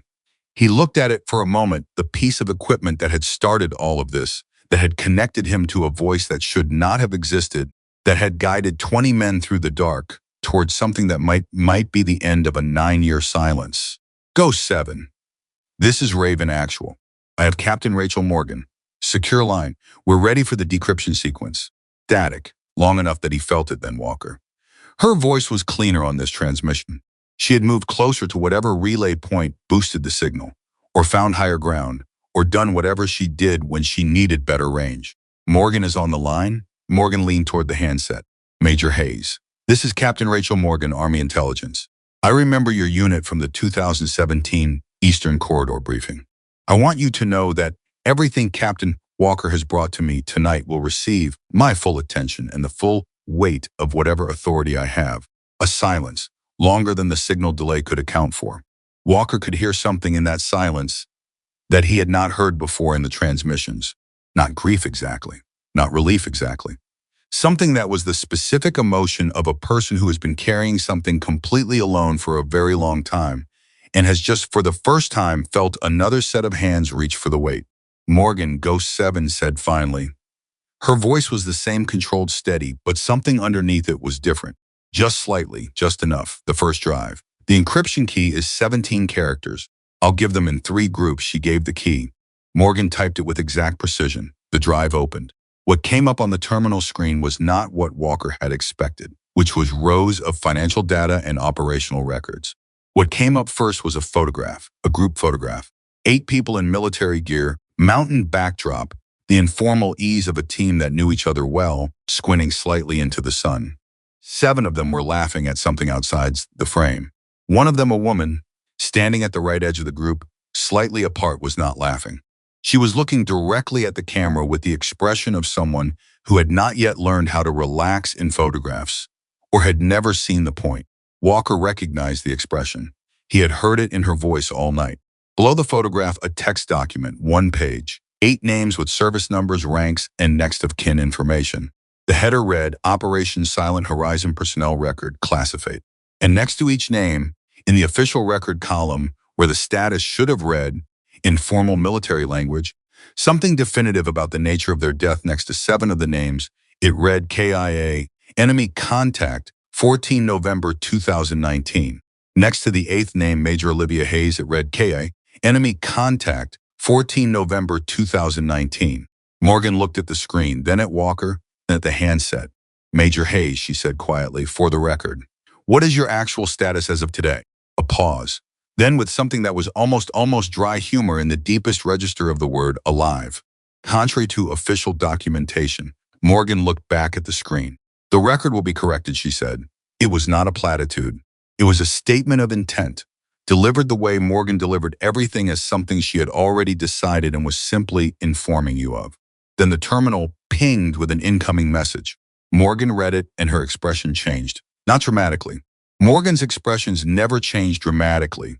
But Walker had been watching her face for 4 years, and he knew the specific micro-shift that meant something had just become significantly more complicated. What? He said. Halt, she said. He's not making calls. She looked up. He's coming here. The room recalibrated. Reyes straightened. Torres moved toward the door on reflex. Webb gripped the recorder. Here as in Walker started. Here as in this compound. He's already on a transport. ETA approximately 50 minutes. Morgan's voice was completely steady. Someone told him where you are. Nobody knew where we were going, except Walker stopped, thought. The unknown number that had texted him. He's calling Holt. 3 words from a source he had assumed was Ghost 7 monitoring Haddon's communications. But what if it wasn't monitoring? What if it was something else? What if the text had not been warning him, but rather establishing in the process of appearing to warn him exactly where his phone signal was operating from? Morgan, he said, my phone. The unknown number text. Can you trace the origin? She was already on it. 40 seconds of typing. Then she stopped. The text originated from a device registered to a logistics contractor attached to Forward Operations Command. She looked at him. Walker, the text was not from Hayes. Someone in Haddon's network sent it. Someone who knew your number and wanted to appear to be helping you while actually triangulating my position, Walker finished. Reyes said low and controlled, we led them here. The silence lasted exactly 2 seconds. Then Walker made a decision the way he made all decisions when time had run out quickly, completely, without the luxury of doubt. How much of the first drive have you processed? He said to Morgan. Enough to establish evidentiary basis for a formal investigation. Not enough for a complete case. How long for complete processing? Both drives fully? 3 hours minimum. We don't have 3 hours. We have 50 minutes before Holt arrives. He looked at her. What can you do in 50 minutes? Morgan turned back to the terminal. Her hands were already moving. I can transmit everything currently processed to 3 separate secure repositories outside this command structure. D. Inspector General, Senate Armed Services Committee Secure Intake. And she paused, typed something. A federal prosecutor in Washington I have worked with before who has jurisdiction over military financial crimes. Do it, Walker said. I've already started, she said. While she worked, Walker looked at the group photograph still open in the corner of the screen. The 8 people. The mountain behind them. The 7 who were laughing at something outside the frame. He turned to the handset. Ghost 7, Holt is inbound to this location. 50 minutes. Morgan is transmitting the documentation to independent repositories. We need the second drive open now. Second drive, she said. The voice was immediate. Sharp. She had been listening. Of course she had been listening. The second drive is different from the first. The first drive is evidence. The second drive is a pause. It is more personal. What does that mean? It means it contains things that I recorded over 6 years that are not financial records or operational logs. Testimony, my own account. A complete record of everything I witnessed, everything I learned, everything I could attest to from personal observation. Her voice was very steady. It is the part that cannot be dismissed as circumstantial. Because a witness who was present, even a witness the system decided to declare dead, carries a different weight than documents alone. You recorded your own testimony, Walker said. Every detail I could remember, everything I observed after. Dates, times, specific conversations I overheard through the communication monitoring I set up in the corridor. Names attached to specific actions. Actions attached to specific outcomes. It is the kind of testimony that a prosecutor finds useful. Morgan had stopped typing. She was listening, and the look on her face was the look of someone who is recalculating the scale of what they are dealing with in real time. Major Hayes, Morgan said, your testimony. Is it recorded in a format that would be admissible? I am a decorated military officer with 15 years of service and a record prior to my official death that is, I am told, considerably harder to discredit than most witnesses. Her voice carried that almost dry quality again. I recorded my testimony in the format specified by military judicial procedure for field condition witness statements. Yes, Captain Morgan, it is admissible. Morgan looked at Walker. Walker looked at Morgan.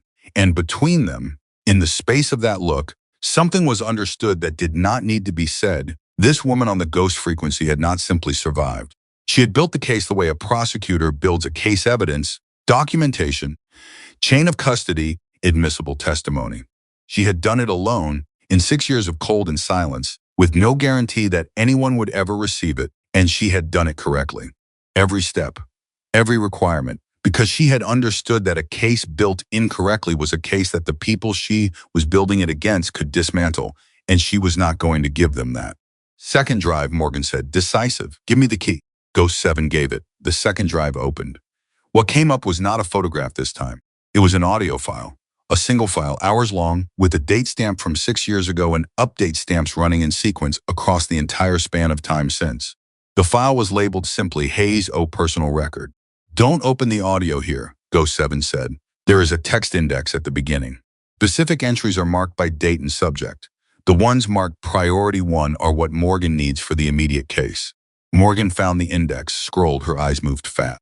November 14th, 2019, she read aloud. Contact record. Names Holt and Haddon in direct communication preceding the Silent Horizon attack. Date stamped 12 hours before the unit was compromised. She kept scrolling. March 2020.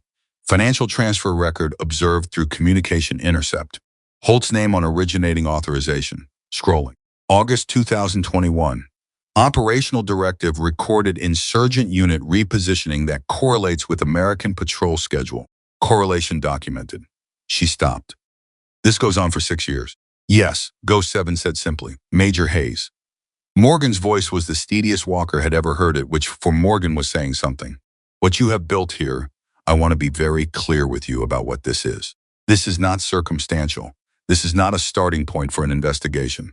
This is a case, a complete admissible prosecutable case. Silence on the frequency. Then I know, Go 7 said. I have had 6 years to make sure. Morgan was already transmitting. Fingers moving, documents going out in encrypted packets to 3 locations that were outside the reach of anything Holt could touch in the next 50 minutes. Walker stood and watched and held the handset and counted time. 38 minutes before Holt's transport landed. Morgan Reyes said from across the room. He was at the window, not looking out, just positioned near it the way a soldier positions near an exit point as a matter of habit. When Holt gets here, what does he have to say? About the investigation? Morgan didn't look up from the terminal. Once the documentation is in independent repositories, very little. The evidence exists regardless of what he says about it. That's the point. She paused, typing for half a second. Personally, he'll say Walker's unit is confused, traumatized, misinterpreting what they found. He'll say Hayes is either an impersonator or mentally compromised from 6 years of isolation. He'll say the documentation was fabricated. He will be very polished and very certain and very impressive when he says all of this. She resumed typing. None of it will matter because the documentation will already be in the hands of 3 independent authorities. And the specific financial records are not the kind of thing you fabricate at field level with field equipment. They are too technically precise, too cross-referenced, too internally consistent over a 6-year span. So we just have to wait out the 50 minutes, Torres said. We have to transmit everything possible in 50 minutes and get Major Hayes' audio testimony flagged and packaged and transmitted separately because it is the keystone, Morgan said. Without her account, the documents are evidence of wrongdoing without a direct witness. With her account, the documents become a prosecutable case against 2 specific individuals, Holt and Haddon, Walker said, and potentially 3 others whose names appear in the documentation at operational decision points, Morgan said. I have flagged them. I'm transmitting the relevant sections now. 26 minutes. The terminal worked steadily. Morgan worked steadily. Webb had his recorder connected to a secondary input that Morgan had set up, transmitting the field documentation from the cache site simultaneously. And then Go 7's voice came through with something different in it, not urgency exactly, but the heightened focus of someone who has just seen something change. Walker, something is happening. He brought the handset up. What? Holt's transport. I have a contact who monitors military air traffic in this region. The transport has not changed course, but a second aircraft has been scrambled from the same origin point. Smaller, faster, a pause. It will arrive 15 minutes before Holt. What's on the second aircraft? I don't know who specifically, but I know the unit designation. It's not administrative staff. Her voice was flat. It is the kind of unit that arrives when someone wants a situation resolved before the official version of events gets complicated by witnesses. The room went very still. Torres turned from the window. Reyes straightened. Webb looked at Walker with the expression of a 22-year-old who has already been through more tonight than he expected to go through in his entire career and has just been informed there is more. How long? Walker said. 35 minutes for the fast transport. Maybe 30. Morgan, Walker said. Timeline. 18 minutes for the Priority 1 transmissions to complete, she said. Not looking up, not breaking stride. The full audio testimony takes 32 minutes to transmit at this encryption level. We have 18, maybe 20 minutes before. I know the math, Walker. Her voice was completely calm. The specific calm of a person who has chosen, in this moment, what they are doing and is not going to be moved from it. I am prioritizing accordingly. Walker looked at Reyes. Reyes was looking at the soldiers in the room, at Torres and Webb and the others. at the faces of men who had survived a mountain and were now sitting in a room while someone in the sky moved toward them with an agenda that was not their continued survival. "We need to buy Morgan time," Reyes said. "Yes," Walker agreed. "How?" Walker thought about it for exactly 4 seconds. 4 seconds was all the time that was available. "We walk out," he said. "Us, you, me, Torres, two others. We walk outside, and we make ourselves visible, and we make it look like the complete picture of what's here. We draw attention outward." He looked at Reyes. "Morgan stays inside and keeps transmitting. Webb stays with Morgan because the recording is on Webb's device and is the secondary keystone. Everyone else, we're the distraction," Torres said. "You're the reason they look at the front of the building instead of what's happening inside it," Walker said. "Yes." Torres considered that for about 1 sec. Reyes looked at him. "Walker, if the unit on that transport is what she thinks it is, then we are 20 soldiers with 11 years of service between us and a very clear factual account of being sent to die at an extraction point that command knew was a trap," Walker said. "That is not nothing. That is a lot to explain away publicly." He paused. "And Morgan is transmitting. Every minute we give her is more of the case that exists regardless of what happens to us." Reyes looked at him for a long moment, then nodded. "Okay," he said, "let's go be visible." Walker turned to the handset one more time. "Ghost 7, we're going to give Morgan the time she needs." Her response was immediate. "I know, Walker." "Yeah, the families," she said, "whatever happens in the next 30 minutes. The documentation is already transmitted to the 3 repositories. The 7 names are already in those files. Whatever else happens, that part is done. The families will know." He heard what she was not saying. He heard the version of tonight in which the next 30 minutes did not go cleanly, in which the documents reached their destinations, but the people who had carried them there did not reach a clean ending. He heard it and he did not look away from it. "It's not going to come to that," he said. "But even if it did," a pause. "Even if it did," he said. "I hear you." He set the handset down, looked at Reyes, looked at Torres, looked at the men who were already moving toward the door with the particular quality of purpose that soldiers carry when they have made a decision and stopped questioning it. He followed them. Outside, the early morning had fully arrived. The sky was light in the east, pale and clear, the kind of morning that had no interest in the events happening beneath it. Walker stood in the open and thought about 7 names, thought about a woman on a ridgeline who had learned to disappear and had used that skill not to save herself but to save the truth. Thought about what patience looked like when it was not waiting but building. Inside the building, Morgan's hands moved over the terminal keys. The documentation traveled outward into independent hands. 18 minutes. Every one of them counted. The first transport landed at 712. Walker heard it before he saw it, the specific sound of a military aircraft that was not performing a standard approach, moving too fast, angled too steep, the kind of descent that said whoever was piloting it had been told that time mattered more than procedure. He stood in the open with Reyes on his left and Torres on his right and 4 other soldiers behind them. And he kept his hands visible and his posture deliberate because he understood that the next few minutes were a performance and performances required commitment. Reyes spoke without moving his lips, which was something Walker had never entirely understood how he did, but had long since stopped questioning. 2 vehicles already at the perimeter. They were here before the transport landed. "I see them," Walker said. "That means they had people pre-positioned." "Yes," which means Holt's damage control started before Haddon's call to IG. "Yes." Reyes was quiet for exactly 1 second. "He's been running this a long time." 9 years, Walker said. "Old habits." The transport disgorged 6 individuals in unmarked uniforms, not combat gear, but the kind of deliberately ambiguous dress that sat in the space between official and unofficial, the kind that gave a situation room full of lawyers maximum flexibility about what to call the people wearing it.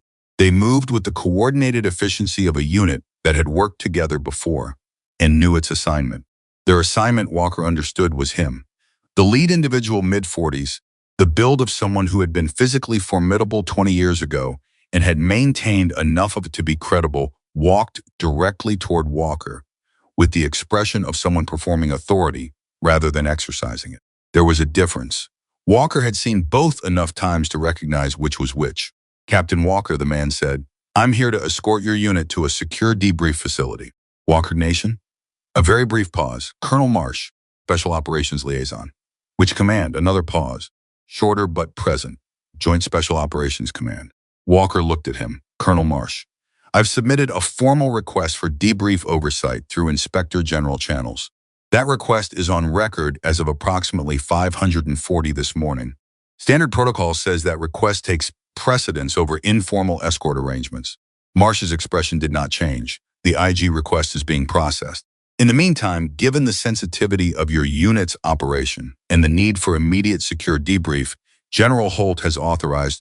General Holt, Walker said, clearly, loudly enough that the soldiers behind him heard it, loudly enough that anyone within 30 feet heard it, is currently the subject of a formal evidentiary submission to the Department of Defense Inspector General, the Senate Services Committee, and a federal prosecutor with military financial crimes jurisdiction.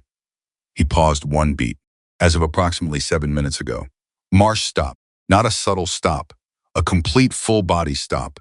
The kind that happened when a calculation that had been running on one set of assumptions encountered a fact that invalidated the entire equation. Behind Walker, he heard Torres exhale very slowly. Reyes said nothing, but Walker felt him shift his weight very slightly forward, which with Reyes was the equivalent of a full combat-ready posture. Captain Walker.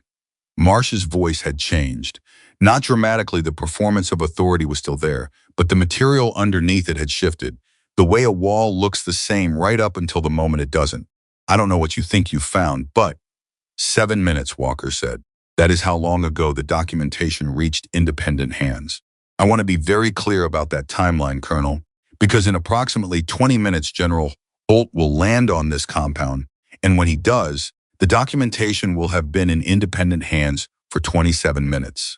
Long enough that recalling it is not a technical possibility. He looked at Marsh steadily. Whatever you were sent here to do, the purpose of it no longer exists. Marsh looked at him. Walker looked back. And in the space of that look, something happened Walker had seen happen before in situations where power met a fact it could not absorb: the slow, visible process of a man reassessing which side of a line he was standing on and whether that side was still where he wanted to be. The 6 individuals behind Marsh had not moved, but they had also stopped moving forward, which was its own kind of statement. Walker's phone buzzed. He glanced at it. Morgan Priority 1 transmissions complete. All 3 repositories confirmed receipt. Full audio testimony at 63%. Keep them outside. He looked up at Marsh. Would you like to wait, he said, almost gently, for General Holt. I think this conversation benefits from his presence. Marsh said nothing, which was, Walker understood, its own kind of answer. Inside the building, Morgan's hands kept moving. 41 minutes after the first transport landed, the second one did. Walker heard it the same way he had heard the first, by sound, before sight, reading the approach angle and speed and understanding what it meant. This one was slower, more deliberate. The approach of a man who had been doing things his way for 9 years and had no particular reason, as far as he knew, to approach anything differently today. General Marcus Holt stepped off the transport and onto the compound tarmac, and Walker looked at him for the first time in person and felt something that surprised him: not hatred, not fear, not the hot, complicated emotion he had expected. What he felt was something colder and more precise. The specific clarity of a person who has been shown the mechanism behind something terrible and can now see very plainly how it worked. Holt was 61, silver-haired, the bearing of a man who had been told for decades that he was important and had incorporated that information into the structure of how he moved through the world. 2 stars on his uniform, decorations that represented real service once, before the service had become something else. He looked at Walker, at the soldiers behind him, at Marsh standing to the side with an expression that was not quite what Holt had expected to find. Captain Walker, Holt said. His voice was exactly what Walker had expected: the deep, confident, resonant voice of institutional authority. I'm glad your unit is safe. We've been extremely concerned. I know you have, Sir, Walker said. I appreciate the concern. Something in Holt's expression shifted, very slightly. He was reading Walker the same way Walker was reading him, and Walker suspected that what Holt was finding did not match what he had prepared for. He had prepared for a shaken, exhausted captain who had survived a traumatic night and was in need of guidance and direction. He had not prepared for a shaken, exhausted captain who was standing in the open with his hands visible and his posture deliberate and his voice entirely under control. We should get you inside, Holt said, properly debriefed. Your unit has been through an ordeal, and sir. Walker kept his voice respectful, professional, the voice of a soldier addressing a superior officer, which technically Holt still was. Before we proceed to debrief, I want to confirm that you are aware of the formal evidentiary submission made this morning to the DoD Inspector General, the Senate Armed Services Committee, and federal prosecutors. Submission was confirmed complete at approximately 709. Holt looked at him. Not a flicker. The man had 9 years of practice. Walker gave him credit for that. I'm not aware of any such submission, Holt said. You are now, sir, Walker said. A silence settled between them. Not empty. Loaded. The kind of silence that has a shape and a weight, and that both people standing and understand is not really silence at all, but a conversation happening below the level of words. Then Holt's phone rang. He looked at it. His jaw tightened, not much, not visibly to someone who wasn't watching for it, and he stepped away to answer it.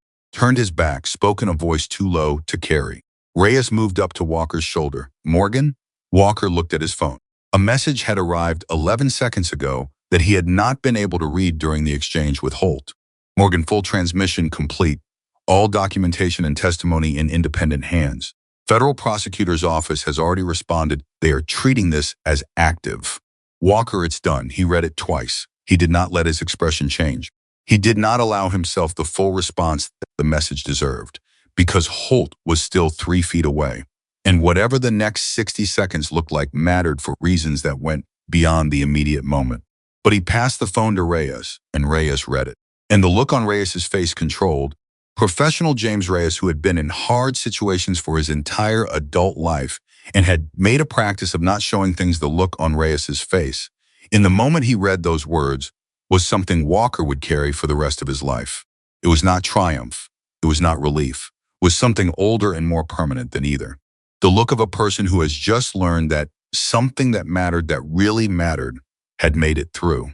Reyes handed the phone back without a word. Walker held it. Holt finished his call, turned around, and for the first time, something had changed in his face that the 9 years of practice could not entirely contain. A very small thing, the way a structure looks the same from the outside in the first seconds after the foundation has shifted beneath it. Captain Walker, he said. His voice was the same. His eyes were different. I think we should have a conversation. I agree, sir, Walker said. I think we should have it with Inspector General representation present. Holt looked at him for a long moment. And then, because 9 years had taught him nothing, if not how to read a situation for what it actually was rather than what he wished it to be, he nodded. Fine, he said, one word. But it contained, Walker understood, the beginning of the end of something that had been operating in the dark for 9 years.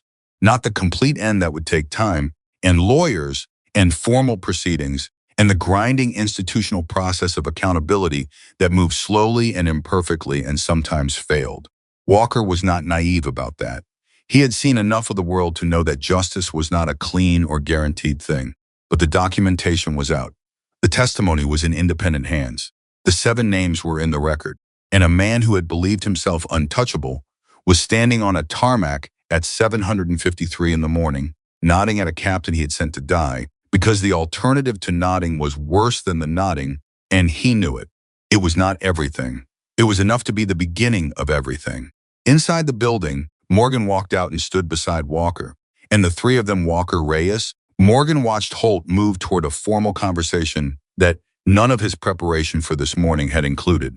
Torres materialized on Walker's other side, said very quietly, "Is it over?" "The easy part," Walker said. Torres absorbed that. There was an easy part. Walker almost smiled. This was the easy part, yes. Torres considered that for a moment. Then okay, good to know. Then Walker's radio crackled, the ghost frequency. Everyone who was standing close enough to hear it went still. Morgan, who had not heard the frequency directly until this moment, looked at the handset on Walker's belt with the specific expression of someone who's about to hear something they have been adjacent to all morning and are only now going to encounter directly. Walker unclipped it, pressed the handset to his ear. Ghost 7. It's done. Full transmission confirmed. Federal prosecutor is active. Morgan's here. Holt is... He paused because the right word for what Holt currently was took a moment to find. Holt is contained.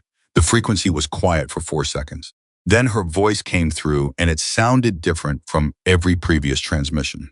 Not different in quality, the signal was the same, the clarity was the same. Different in the way that a voice sounds different when the thing that has been held inside it for 6 years has just been given somewhere to go. Confirmed, she said. Just that one word. But the way she said it, Morgan leaned slightly toward the handset. Walker held it between them. Major Hayes, Morgan said, from a legal standpoint, your testimony is the keystone of this case. The federal prosecutor is going to want to speak with you. Formally, on record. A pause, I know. That means coming in, Morgan said carefully. Coming in officially, through proper channels. Which means existing again, Ghost 7 said yes. Another pause. Longer this time. Walker waited. He did not push. He understood in the way that he had understood things about her all night by listening to what was underneath the words rather than just the words themselves, that this was not a simple decision. 6 years of a particular kind of existence did not simply stop because the reason for it had been resolved. A person who had learned to live without a name in any living record, who had built a life in the cold and the silence around the act of carrying 7 names and one truth, that person did not step back across the line into official existence without feeling the weight of what it meant. Walker, she said. Yeah, the 7 names. Mercer, Kowalski, Baptiste Fong, Ramirez, Webb, Cole. A pause. Are they actually in the record now? Officially. Not buried in a file somewhere. Walker looked at Morgan. Morgan nodded. Slowly, deliberately. Because she understood what was being asked and she was not going to answer it lightly. They are in the evidentiary submission to 3 independent authorities, she said clearly into the handset. Their names are in the official file record as victims of an ordered action, not enemy contact. That designation is now part of the formal investigative record. It cannot be removed without generating a documented modification trail. She paused. The families will be notified through official channels within 48 hours. The record will be corrected. Their names will not disappear again. The frequency was silent for 8 seconds. Walker counted everyone. Then very quietly, just okay. But the way she said it, he had to look away for a moment. Not from anything visible, from something internal, some pressure that had been building since the first moment he heard her voice in that frozen trench and had been accumulating through every hour since, and was now at 801 on a morning that had started in the worst possible place and arrived somewhere he had not dared to project toward, requiring him to look somewhere other than the handset for about 4 seconds while he reestablished the kind of control that 11 years had trained him to maintain. Reyes watched him do it and said nothing, and looked the other direction, which was the most respectful thing he had ever done for Walker in 4 years of service together. Then Walker looked back at the handset. Ghost 7, he said. Come in. We'll meet you wherever you are. We'll bring you in through proper channels with Morgan's authority as cover and my unit as witness. Nobody touches you without going through 20 soldiers who have every reason to make that very difficult. A pause, a long walk, she said. We'll come to you, he said. A sound from the frequency that was not quite a laugh and was not quite the absence of one, somewhere between. The sound of a person who had forgotten that they were allowed certain responses and was briefly remembering. Give me 24 hours, she said. I need to. There are things I need to do. Before I come in, a pause. I have been living a certain way for 6 years. Some of it needs to be properly ended before I start something else. 24 hours, Walker said. I'll be at this frequency. I know you will, she said. And then the frequency went quiet. The 24 hours that followed were the strangest of Walker's career, which was saying something because his career had contained some very strange stretches of time. Holt was taken into a formal interview process that involved 3 IG representatives, 2 JAG officers, and a federal prosecutor who had flown overnight to be physically present, which told Walker something about how seriously the prosecutor's office was treating the documentation Morgan had transmitted. Haddon was detained at Forward Operations Command pending formal investigation. Marsh, after a conversation with a JAG officer that apparently lasted 40 minutes, provided a voluntary statement that Walker was not privy to but that Reyes later described, based on the JAG officer's expression afterward, as comprehensive. Okafor came through surgery at 1,140. Chen called Walker from the medical facility where Farhan had taken him, and the call was short because Chen was not a man who used more words than a situation required, and what the situation required was, he made it. He's asking for coffee, which the doctors say is a good sign, and also he wants to know if we're all alive, which I told him yes. Walker said tell him yes from me specifically, and Chen said will do, and that was the whole call. Webb spent most of the day in a secure room with 2 IG investigators going through his field recorder frame by frame, timestamp by timestamp, and emerged at 1,800 looking like he had aged 3 years, and also like he had done something that mattered, which Walker had come to understand were often the same expression. Morgan did not stop working. Walker checked on her twice, both times finding her at a terminal with a fresh coffee, and the specific quality of focus that she maintained when she was doing something she considered genuinely important, which Morgan did not apply to things she considered merely important. She had the full documentation open across 3 screens and was building the formal evidentiary brief with the precision and thoroughness of someone who understood that how a case was built determined whether it survived the people who wanted to dismantle it. At 2130, she found Walker in the hallway outside her office. "The 7 names," she said. "I want to tell you what I found when I went deeper into the record." He looked at her. "The families," she said. Most of them were told the standard notification. Killed in action, enemy contact, classified operation. 2 of the families, Mercer's family and Cole's family, had submitted formal inquiries in the years since, requesting more information, questioning the official account. She paused.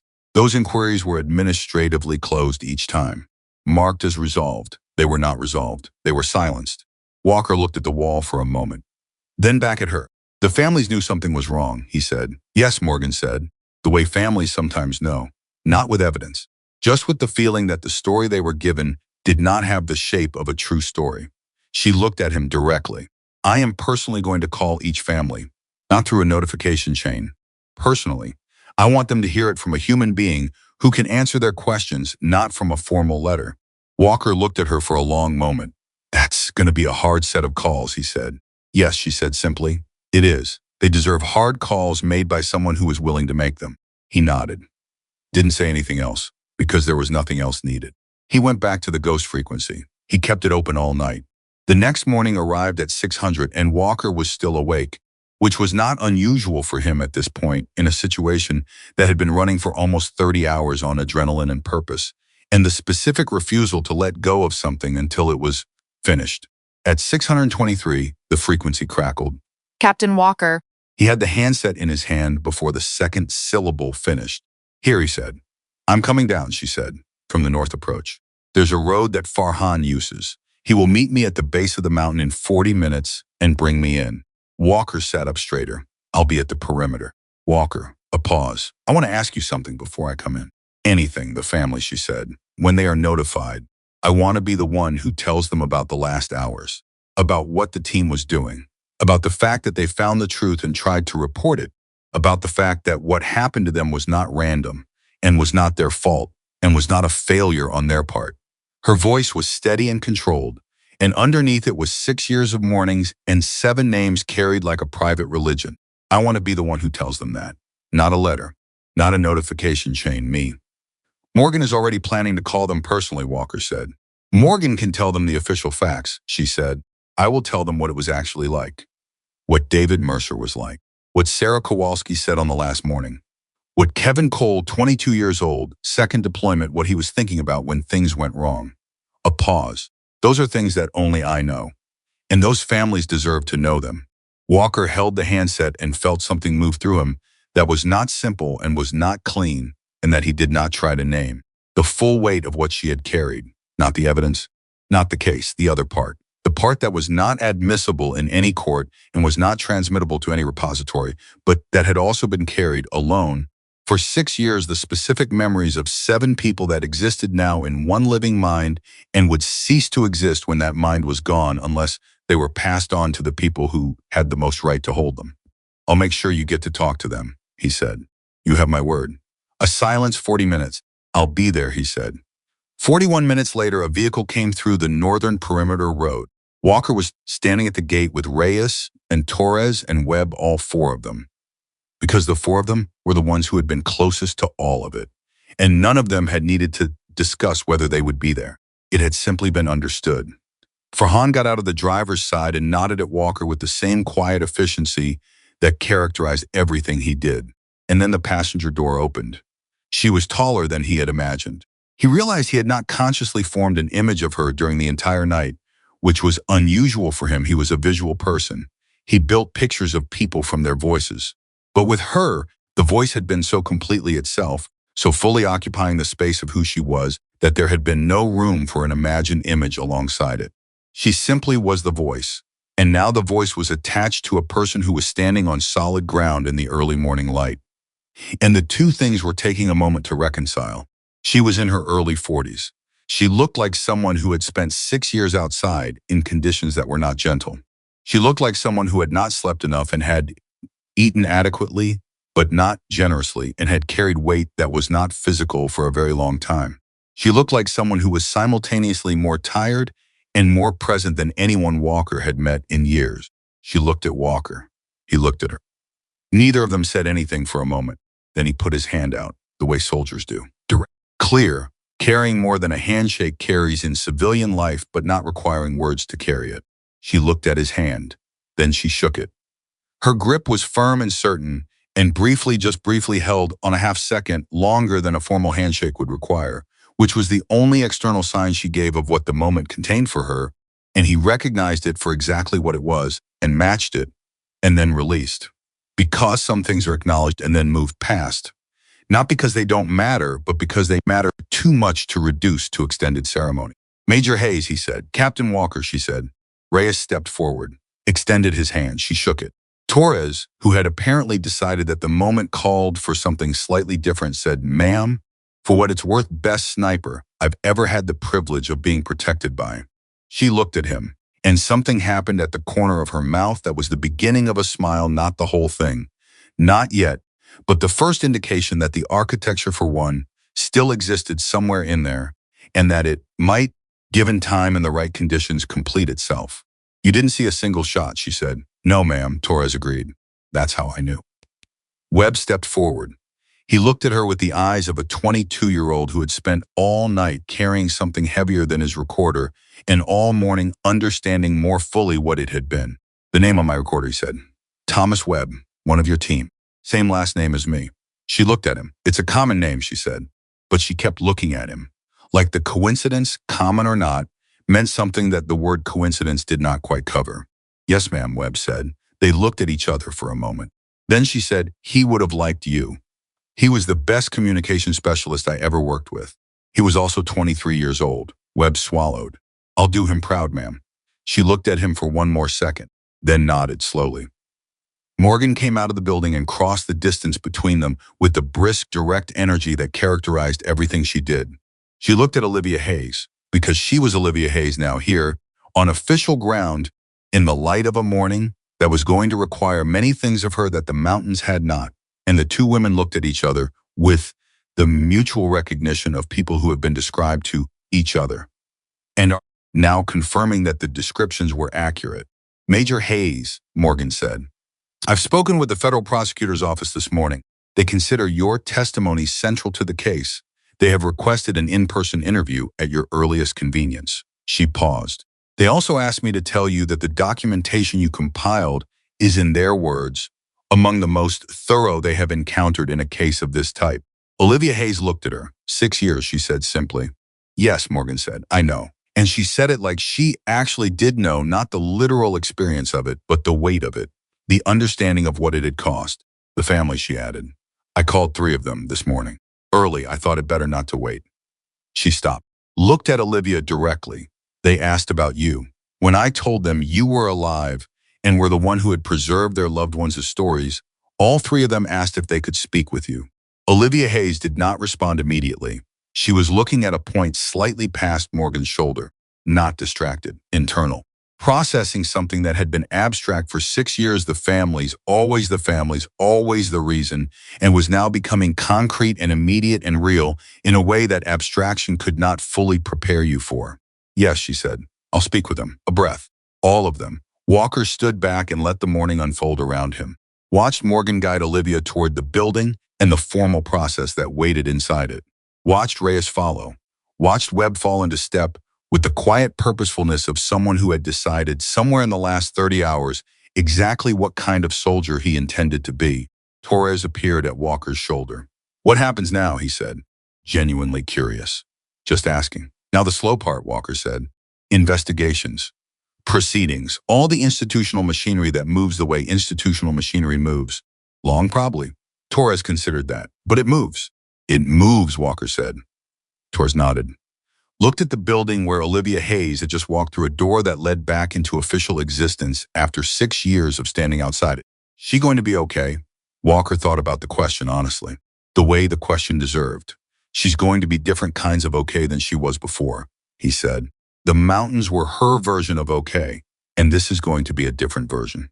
But she is, he paused. She is someone who learned to carry an enormous weight for a very long time and do it with her hands steady.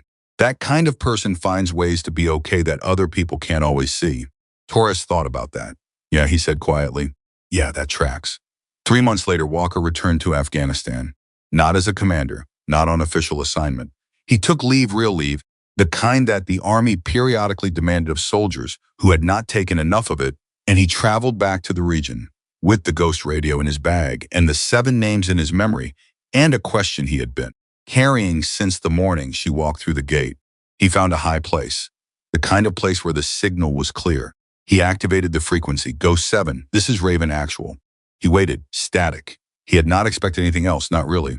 She was not on the mountain anymore. She was in Washington in formal proceedings, giving testimony that was systematically and permanently undoing 9 years of deliberate silence. She was on the phone with families who had waited 6 years for a true account of what happened to people they loved. She was existing again, officially, in the record Major Olivia Hayes, status corrected, service record restored, alive. He kept the channel open anyway. The wind moved through, cold and clean. The same wind that had moved through the night she guided 20 men through the dark.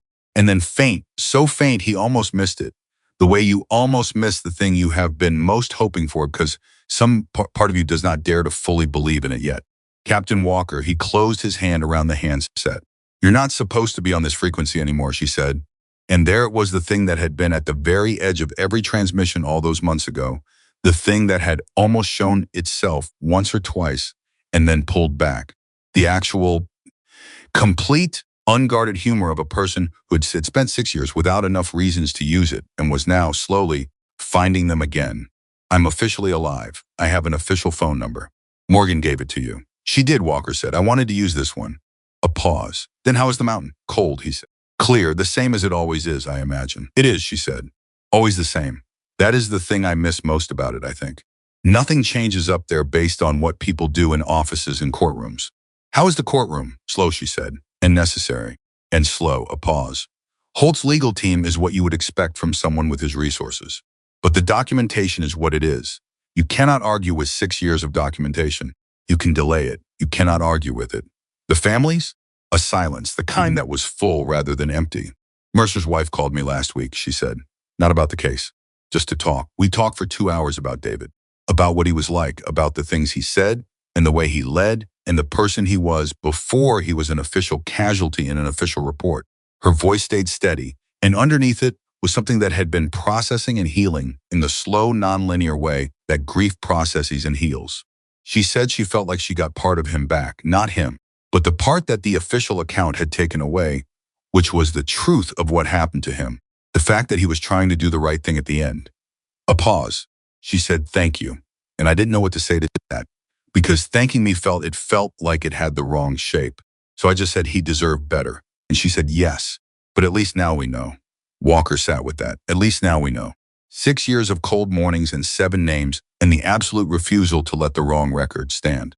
6 years of patience that was not waiting but building. 6 years that had led to this, not a perfect outcome, not a clean or guaranteed justice, but families who knew the truth. Names that were in the correct column of the correct record. 7 people who had been called casualties of enemy action and were now called what they actually were, people who found the truth and tried to protect it and were sacrificed by the people who wanted the truth buried. At least now we know. It was not everything. It was the most important thing. Olivia, he said. Her name direct for the first time. Not Go 7, not Major Hayes, Olivia. A pause, like the name itself required a moment to land properly after 6 years of nobody saying it. Walker, she said. Are you coming home? After the proceeding. When the formal part is done. A long silence, the kind that had no anxiety in it. The considered silence of a person who is taking a question seriously enough to actually think about it, rather than reflexively answering. I have been trying to work out, she said slowly. What home means for someone who has been away from it the way I have been away from it, whether it is a place or a set of people, or a way of moving through the world? She paused. I don't have a clean answer yet. That's okay, Walker said. I have a partial one, she said. I'll take partial. Partial is, it is not the mountain. I love the mountain. I will always love the mountain because the mountain kept me alive and kept me honest and gave me the only thing I needed, which was enough time to do what needed to be done. But it is not home. Another pause. Home is something I have not had in 6 years. Learning to have it again is. She stopped, darted again. It is not a simple thing, but I am working on it. That's enough, Walker said. Working on it is enough. The frequency was quiet for a moment. The wind moved through it. Then the families, she said. Once the proceedings are done, I want to go see them. In person, not phone calls. I want to sit across from them and tell them the parts I couldn't put in a legal document. The things that only I know. I want the people who love them to have everything there is to have. I'll go with you, Walker said. If you want company. Pause, might she said. And then something shifted in her voice, barely, just barely, the way the light shifts at the very start of dawn before it is fully committed to becoming day. Yes, I think I would like that. Walker looked out at the mountains that had no public names and held their secrets patiently and kept their watch over everything that moved through them, regardless of whether the moving things survived or disappeared. And he thought about all the things those mountains had held and held still 7 names. One survivor, 6 years of silence that had turned out to be the loudest possible answer to the people who had counted on it being permanent. He thought about what Farhan had said, the most patient person I have ever met. He thought about what she had told Webb. You stay angry. Anger is useful. It keeps you warm when nothing else will. He thought about a group photograph. 8 people. Mountain backdrop. 7 of them laughing at something outside the frame. One of them looking directly at the camera. He thought about a woman who had learned to disappear and had used every skill that disappearing taught her not to stay gone, but to come back, not for herself, not for recognition, not because anyone told her to, but because the record was wrong and wrong records were something that certain people simply could not tolerate. And he pressed transmit one final time on the frequency that was supposed to have been silent for 6 years and said, Olivia Hayes, for what it's worth, you are the finest soldier I have ever had the privilege of serving alongside. The wind moved through the static. Then, clear and steady and carrying underneath it the beginning of something that sounded like a future. Don't get sentimental on me, Captain, he smiled. Fully, the kind that he had not managed in a very long time. And Olivia Hayes, who had been a ghost for 6 years and was learning, one deliberate day at a time, how to be a living person again, Olivia Hayes, who had carried 7 names like a private obligation and had honored every single one of them, Olivia Hayes, who had broken the silence on a forbidden frequency on the worst night of a good man's career and guided 20 soldiers out of the dark, was somewhere she had not been since before the mountain, which was on the other end of a conversation with someone who knew her name and was glad she was alive. The ghost had come home, not because she was ordered to, not because someone needed a weapon, but because 7 people deserved to be remembered correctly, and she had made sure they were.